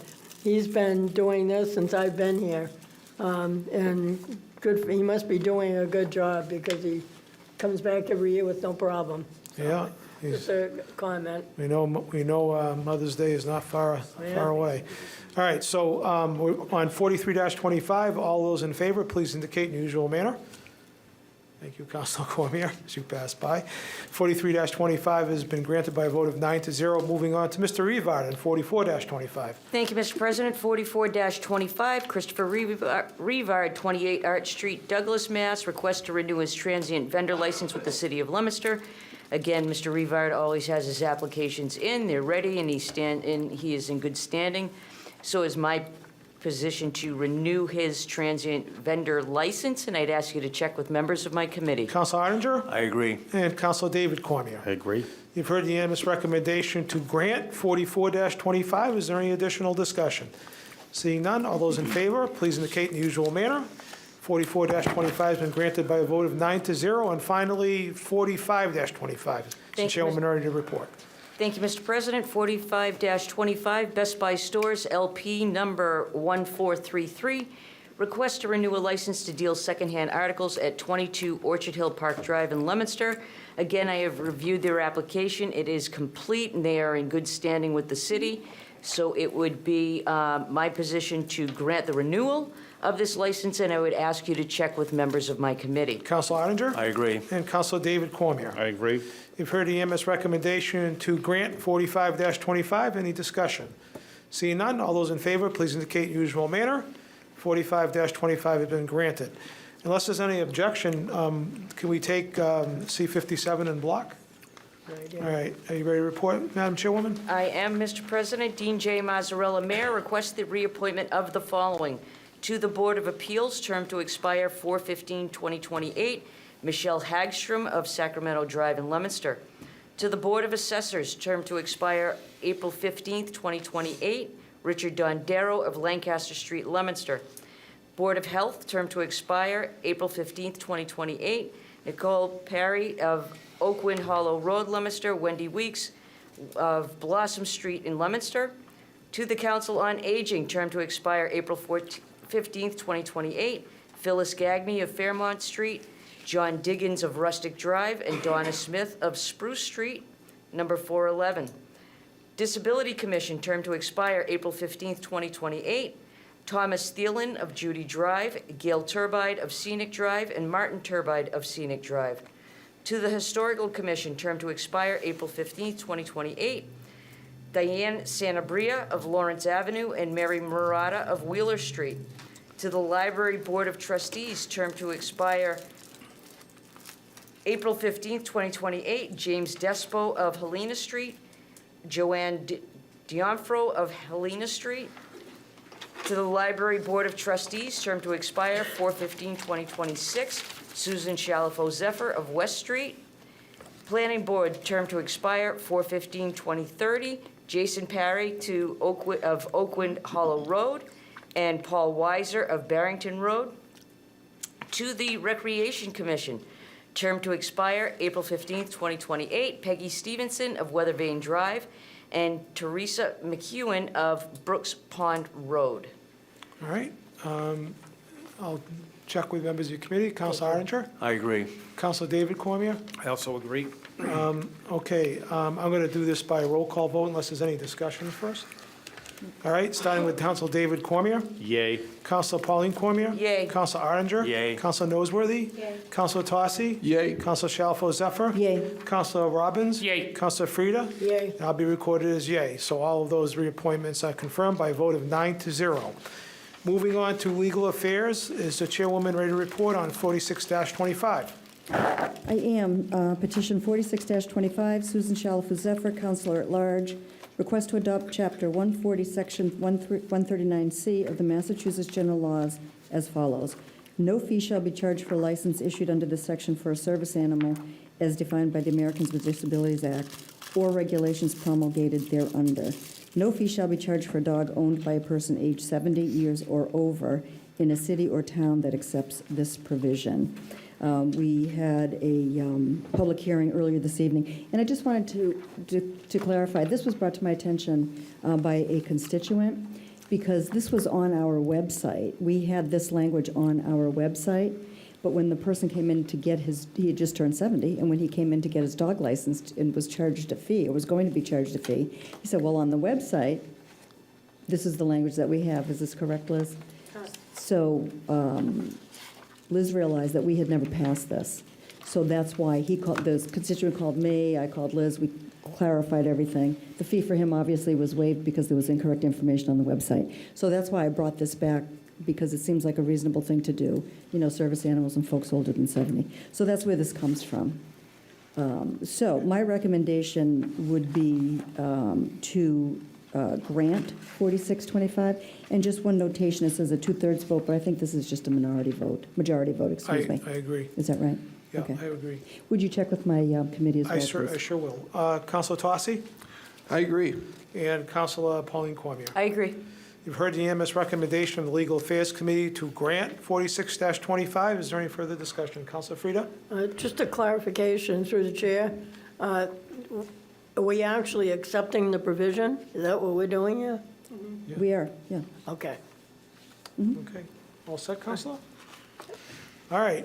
This will be by roll call, starting with Councilor David Cormier. Yay. Councilor Pauline Cormier. Yay. Councilor Ottinger. Yay. Councilor Noseworthy. Yay. Councilor Tosse. Yay. Councilor Shalfo Zephyr. Yay. Councilor Robbins. Yay. Councilor Frida. Yay. Shall be recorded as yay by a vote of 9-0. 46-25 has been granted. Moving on to 35-25. Yes, 35-25, Kenneth Delgado, 8 Highland Street, Lancaster, Mass. Request to amend the current lot width under zoning district RB for 2-family dwellings. The amendment would consist of changing the minimum required width from 80 feet to 50 feet for 2-family dwellings. The current frontage requirement for 2-family dwellings in RB is 50 feet and 80 feet lot width requirement would create a, quote, pork chop lots, which the city does not favor. Lot configuration would be rectangular and consistent if both frontage and lot width were equal. We had a public hearing earlier this evening. The decision was made to give this further time because there is some information I think that we could get from the planning board that would help clarify the planning board's vote. So my recommendation at this point is further time, and I would ask that you check with my committee. Very well. Councilor Pauline Cormier? I agree. And Councilor Tosse? I agree. All right, so the recommendation is further time, continue the public hearing to May 28th at 6:25. Is that okay, Madam Chairwoman? That's perfect. All right, so all those in favor of further time and continuing the public hearing, please recognize usual manner. All right, that may be done. Moving on to Legal Affairs and C50, myself and Mr. Councilor Tosse are going to recuse ourselves. And Councilor Pauline Cormier, the floor is yours.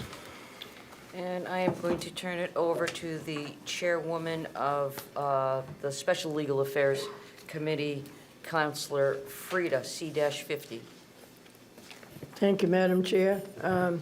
C50, Dean J. Mazzarella, Mayor. Request that the City Council hold a hearing on Middlesex Integrative Medicine special permit to operate a marijuana grow facility.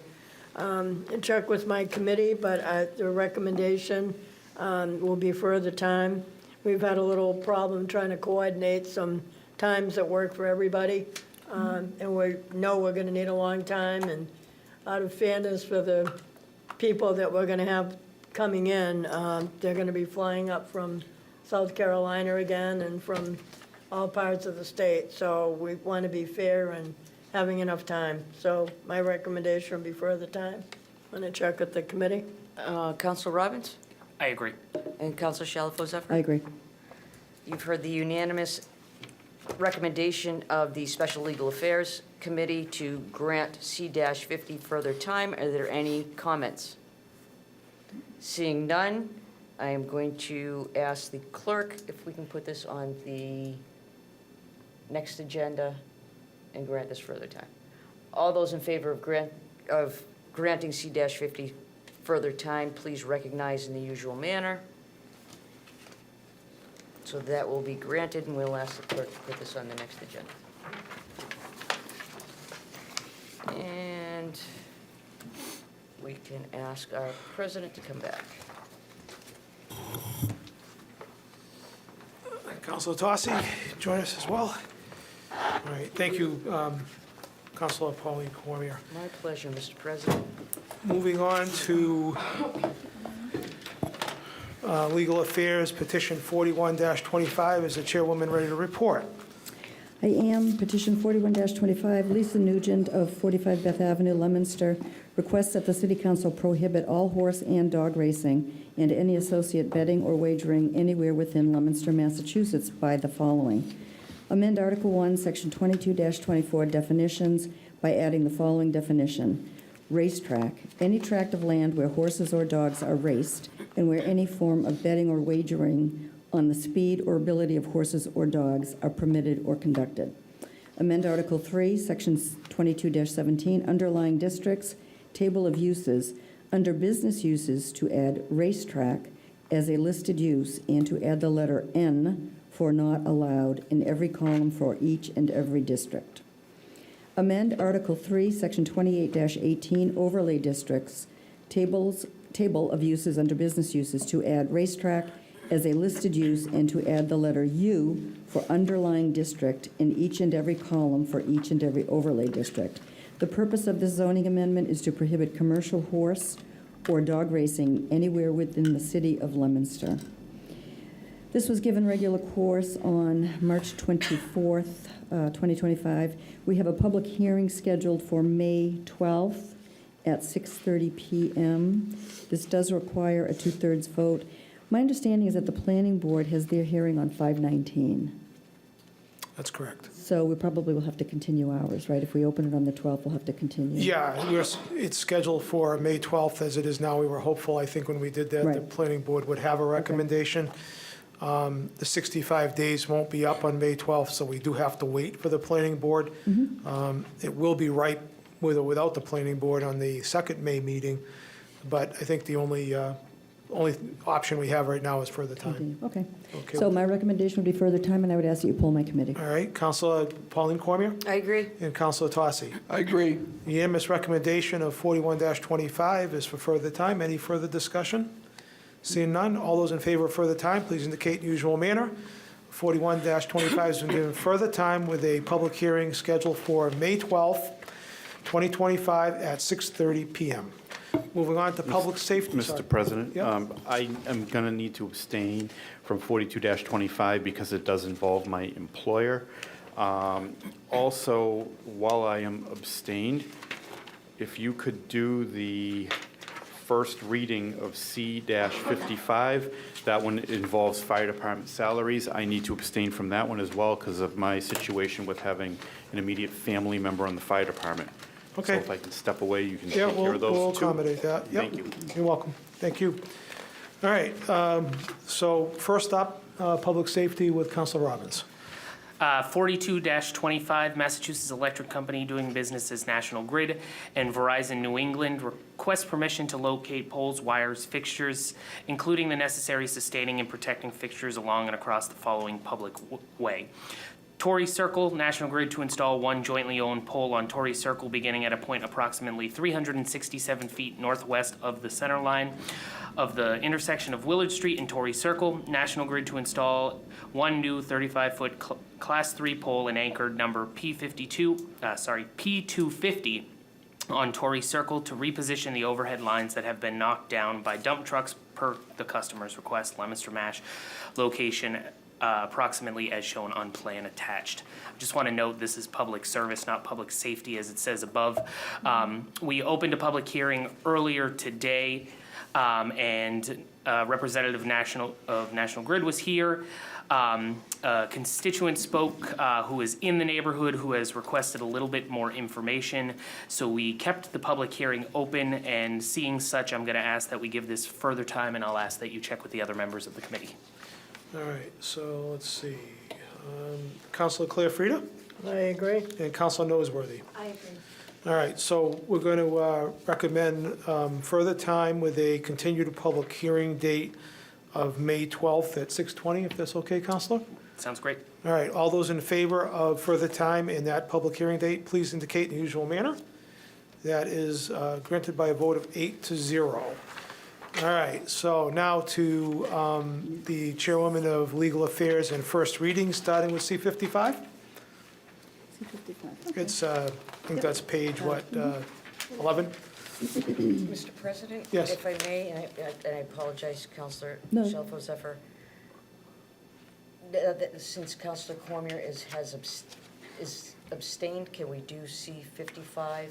And Yeah. then he can come back? Yeah, he asked for that. That's what we're doing. Okay. Okay. Okay. Okay. Just confused. Hold on one second. Okay. So this is the first reading of the ordinance? Right. Correct, right? So I have the ordinance, okay, all right. So in the year 2024, an ordinance amending Chapter 16 of the revised ordinances entitled Personnel, be it ordained by the City Council of the City of Leominster as follows. Chapter 16, Article 2, Section 16-30 of the revised ordinances entitled Compensation Grades is hereby amended by inserting the following. And these, just read this.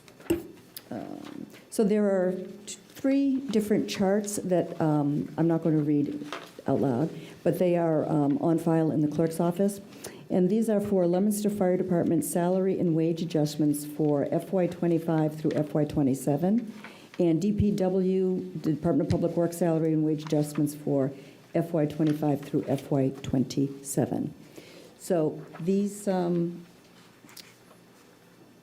detailed wage charts, again, they will be on file in the clerk's office. Thank you, Councilor. You're welcome. I'll check with members of your committee. Councilor Tosi? I agree. I'm sorry, I did that out of order. Councilor Pauline Cormier? I agree. And Councilor Tosi, you still agree? I still agree. All right, good. All right, so you heard the unanimous recommendation of the Legal Affairs Committee to adopt the first reading of C-55. Is there any further discussion? Seeing none, this will be by roll call, starting with Councilor Pauline Cormier. Yay. Councilor Arndinger. Yay. Councilor Noseworthy. Yay. Councilor Tosi. Yay. Councilor Shalfo-Zephyr. Yay. Councilor Robbins. Yay. Councilor Frida. Yay. And I shall be recorded as yay. The first reading of C-55 has been granted by a vote of 8-0. Councilor David Cormier, you can rejoin us. And we'll move to the first reading of 24-25. All right, 24-25, Thomas M. Bavenzi Esquire, on behalf of Steve Boucher, requests to amend the zoning district map for parcel 352-6, such that the entire parcel will be rezoned, or will be zoned, pardon me, Residence B, since a portion is currently zoned industrial. So the ordinance reads as follows. In the year 2025, an ordinance, be it ordained by the City Council of the City of Leominster as follows, amending Chapter 22 of the revised ordinances entitled Zoning. Chapter 22 of the revised ordinances entitled Zoning is hereby amended by amending the zoning map established pursuant to Section 22-6, such that the following parcels shall be situated entirely in the Residence B zoning district. 29 June Street, Lot 6, Assessors Map 352. All right. I assume your position is to to adopt the first reading? My position is to adopt the first reading, and I'd ask that you go to my committee. Thank you, Councilor. Councilor Pauline Cormier? I agree. Councilor Tosi? I agree too. You heard the unanimous recommendation to adopt the first reading of 24-25. Any discussion? Seeing none, this will be by roll call, starting with Councilor David Cormier. Yay. Councilor Pauline Cormier. Yay. Councilor Arndinger. Yay. Councilor Noseworthy. Yay. Councilor Tosi. Yay. Councilor Shalfo-Zephyr. Yay. Councilor Robbins. Yay. Councilor Frida. Yay. And I shall be recorded as yay. The first reading of 24-25 has been adopted by a vote of 9-0. Moving on to the first reading of 29-25. 29-25, Elizabeth Wood, on behalf of the Planning Board, requests to amend the zoning ordinance pertaining to the floodplain.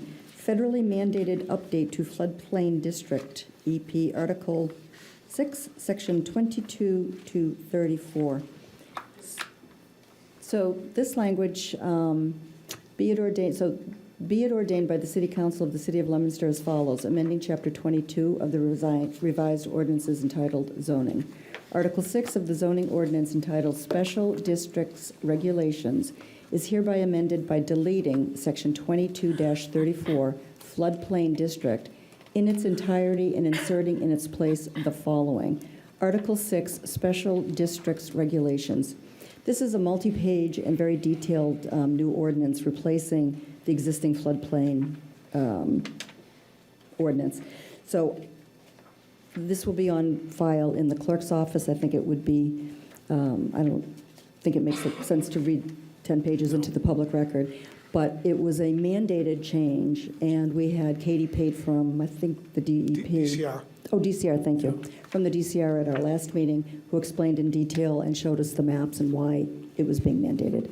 So my recommendation would be to adopt the first reading of 29-25. Thank you, Councilor.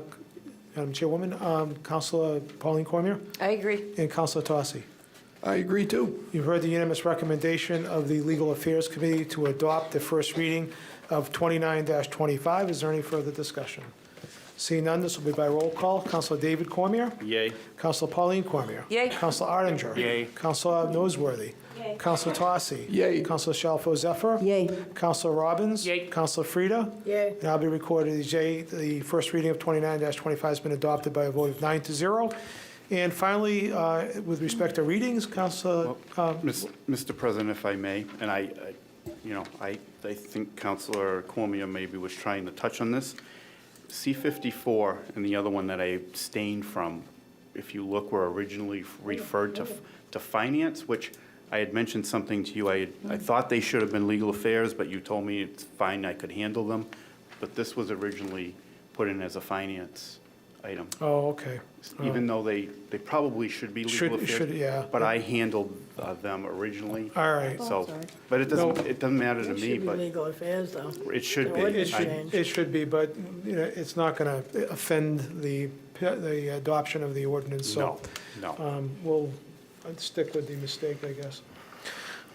So, Councilor David Cormier, you want to handle C-54? C-54, which was originally Dean J. Mazzarella Mayor request to adopt the attached ordinance update. This ordinance update to Chapter 16 Personnel Section 16-30 of the Leominster Revised Ordinances reflects the non-union employee salary and wage adjustments for the fiscal year through fiscal year 2025 through fiscal year 2027 time. And there's a chart that shows these increases, and we have back from KP Law in the year 2024. I think it should say 2025, if I'm not mistaken. An ordinance amending Chapter 16 to the revised ordinances entitled Personnel, be it ordained by the City Council of the City of Leominster as follows. Chapter 16, Article 2, Section 16-30 of the revised ordinances entitled Compensation Grades is hereby amended by inserting the following, and all of the tables are listed here and are on record. I don't believe I need to read them into the record, but it would be my recommendation that we adopt the former petition C-54 and ask that you check with members of my committee. Councilor Pauline Cormier? I agree. Councilor Tosi? I agree. You've heard the unanimous recommendation of the the Finance Committee to adopt the first reading of C-54. Is there any discussion? Seeing none, this will be by roll call. Councilor David Cormier? Yay. Pauline Cormier? Yay. Councilor Arndinger? Yay. Councilor Noseworthy? Yay. Councilor Tosi? Yay. Councilor Shalfo Zephyr? Yay. Councilor Robbins? Yay. Councilor Frida? Yay. I'll be recorded as yay. The first reading of the ordinance is adopted by a vote of 9-0. Madam Clerk, will you check with Copeland and Page on that point that Councilor Cormier brought out? All right, so that's the end of our formal agenda. Before, I'm going to, yes, Councilor? I just wanted to schedule a legal affairs subcommittee. Okay. Can I do that now? If you want. I would like to. Yeah, I sure. would like to. So a legal affairs subcommittee meeting, I'm looking at Wednesday, May 21st. Are there other members available?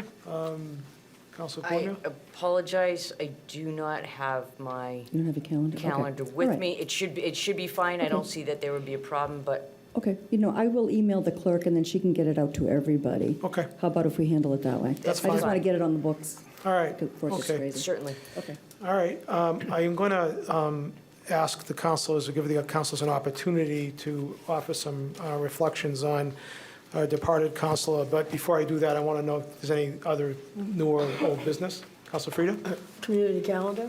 Yeah, sure. Okay.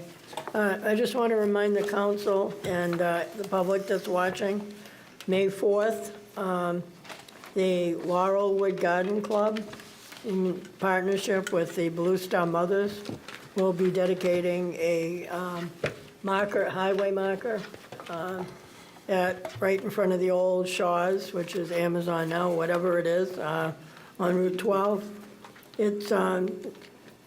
It's really kind of important if the public can be there. It represents the acknowledgement of all the military, past, present, and future.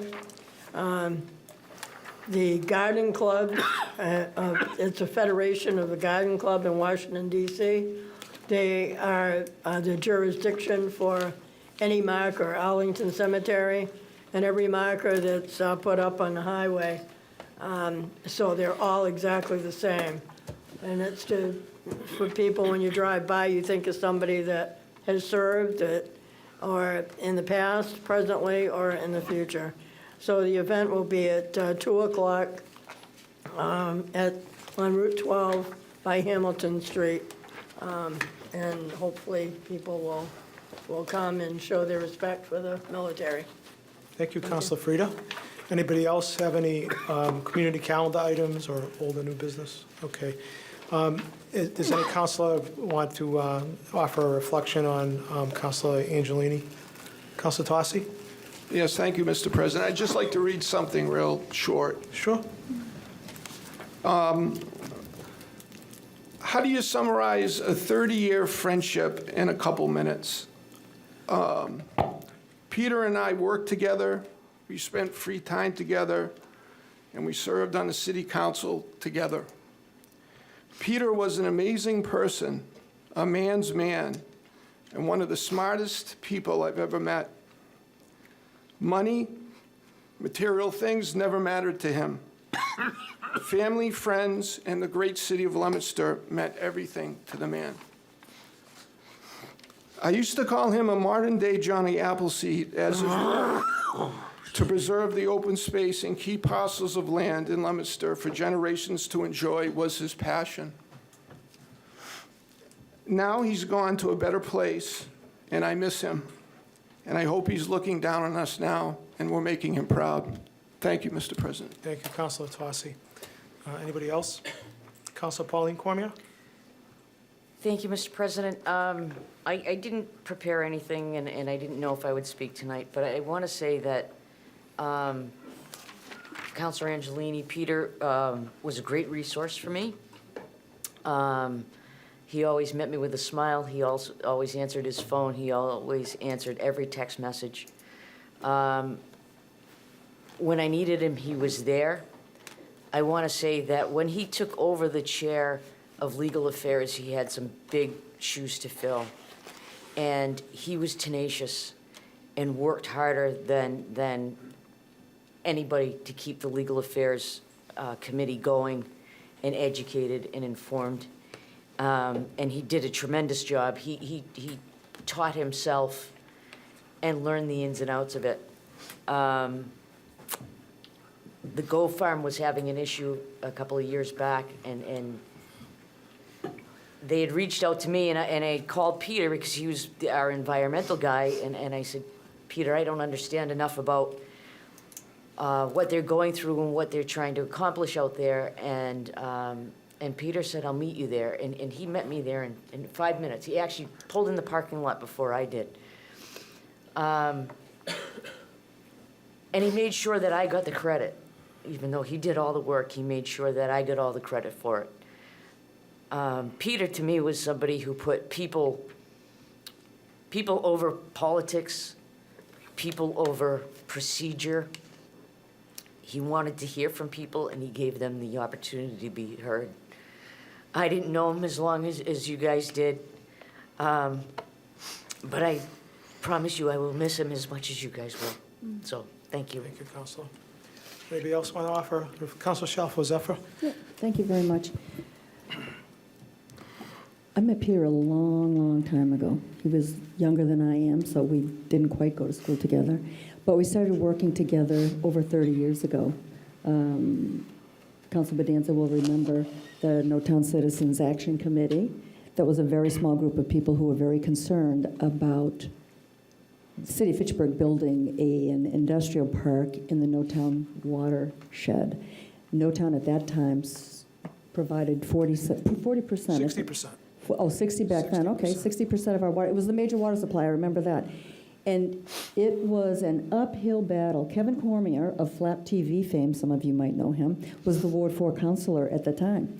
So the three of us worked really hard, and the land ended up being bought by the state. It's set aside as, open space or conservation, and the industrial park was never built. Peter is smart and is tenacious and ferocious. I mean, he really could be when he was really, wanted to solve a problem, was extraordinary. He was never take no for an answer, never leave a stone unturned, and not afraid of anybody. We had our differences, I think, but really, he was a neighbor. I consider Peter a friend, and I'm so sorry for you and Council. Thank you, Councilor. Councilor David Cormier? Thank you very much. Growing up in Leominster, I always knew of Pete, but we had a bit of an age difference. I mean, he could have been my dad, but I kind of looked at him like more of a big brother. Everybody could be your dad. But I did look at him like more of a big brother. So I can still remember the first time I, really sort of formally met him. It was in the summer of 2005. I was out in front of my house washing my brand new 2005 Chevy Colorado, which was my pride and joy. I wanted to shine up that red, and there was someone huffing down my street with a clipboard, and it was Peter Angelini, and he told me he was running for mayor. And at the time, I couldn't wait to sign his papers and work hard to try to get him elected as mayor of the city of Leominster. And that was the beginning of a very loyal friendship. I mean, we didn't see each other every day. There was a while I didn't see him for maybe a year or two. But anytime you needed something from him, he was there. And he was, when it was time for me to run for this seat 4 years later, I reached out to him, and he couldn't help me out fast enough to return the favor. We had a lot of differences politically. We didn't talk national politics too much because that might have gotten ugly, but we had a very deep respect for each other. And he was one of the most loyal people that I've ever had as a friend. And I think of Councilor Bedanza, who's been friends with him since they were kids, and how lucky you are to have a friend like that. I'm going to miss him. I still can't believe he's gone. I'm going to miss him.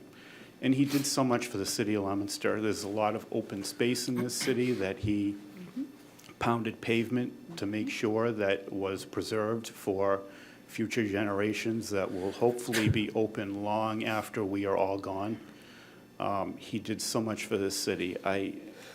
Working with him on this council was, it was a pleasure. He's one of the best people I've ever worked with, and I've worked with a lot of people in my 30 years since the day I started working with Victory Market and through my current employment. He'll be missed. He really will be missed, and the city of Leominster is definitely a lot poorer for losing him, because he loved the city very, very, very much, and it's a huge loss. Thank you, Mr. President. Thank you, Councilor. Councilor Ardinger? I think every accolade that's been spoken about tonight for Peter fully describes him. I, too, met Peter during his run for mayor, and I have to tell you that ever since then, anytime I needed help politically, Peter was more than happy to step up and help me out. He was a mentor and a guiding force in my political endeavors. I appreciate that, but more so, the last few years of sitting next to Peter, I realize how tremendously intelligent he was. There wasn't a environmental law that he didn't know inside and out, and just having him sit here and talk about it just amazed me so much. And I have deepest sympathy for Councilor Tossi and Councilor Bedanza because I grew up with him. And since his passing, I've heard a lot of stories about Peter when he was younger, and he was quite a kid. So thank you. Thank you, Councilor Andre. Councilor Robbins? I guess I can mimic the Ward 3 councilor's comment about Peter being able to be my dad, because that is also true for me as well. But being the newest councilor, I didn't have the opportunity to serve with Peter as long as many of the people around this table. But the one thing, or the two things that I learned about Peter, first of all, serving with him on the Fallbrook Building School Building Committee, Councilor Ardinger is right. There is not an environmental thing he didn't know. Anytime there was an issue that came up or has come up before the committee, I'm pretty sure Peter was the first person to answer because he just knew these things off of the top of his head. The second thing, though, I think is that he really, when we talk about bleeding blue, Peter embodied that.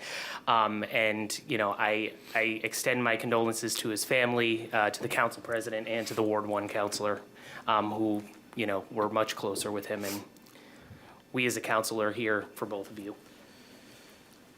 Thank you, Councilor Robbins. Councilor Frida?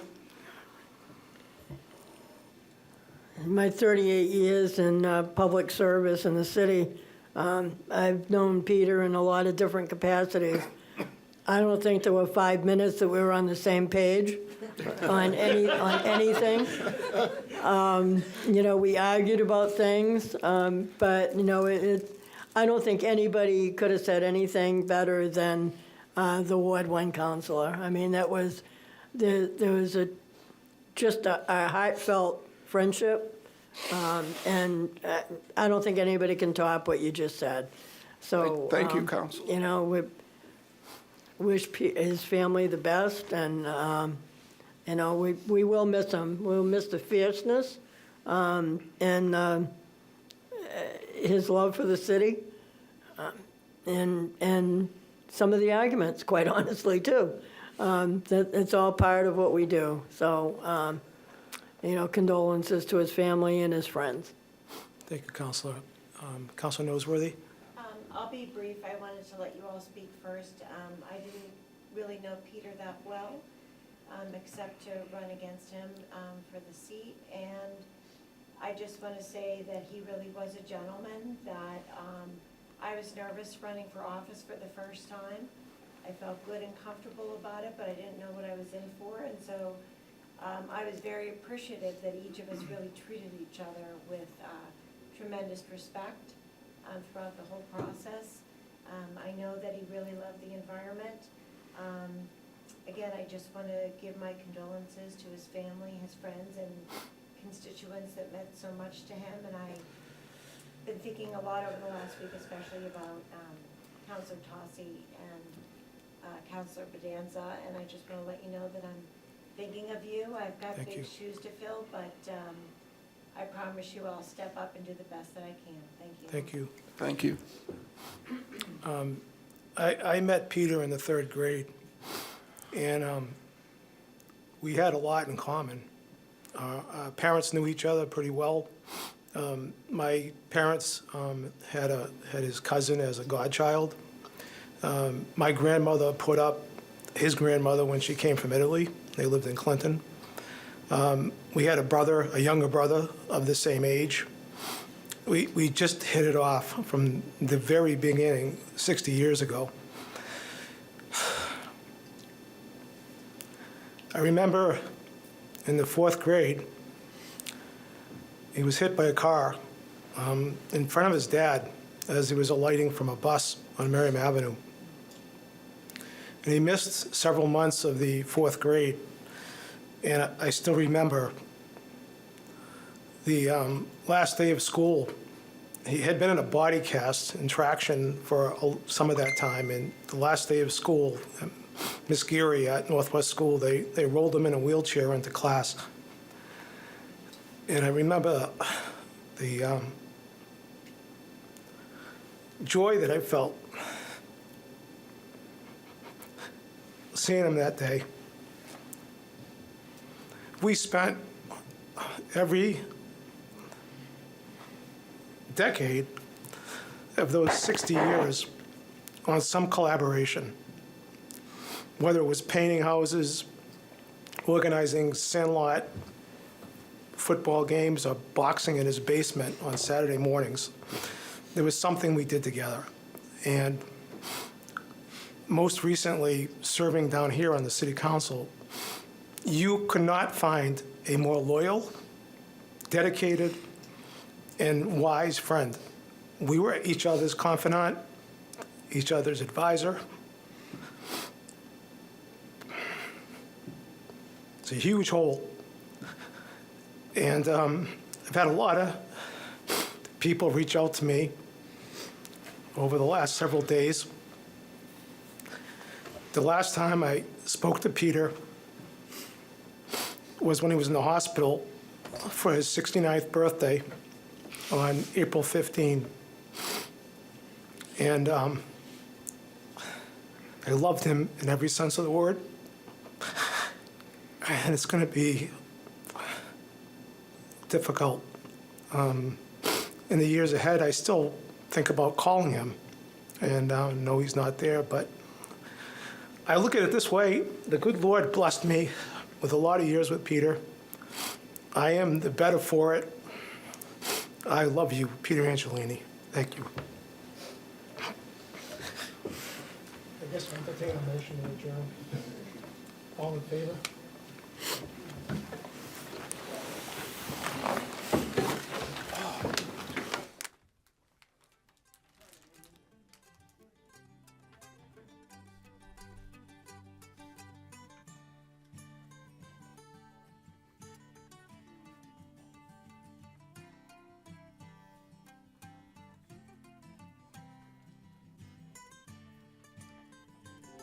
The Leominster City Council meeting is funded in part by DeCarolis Insurance Agency at www.decarolisinsuranceagency.com and by Avidia Bank at www.avidiabank.com.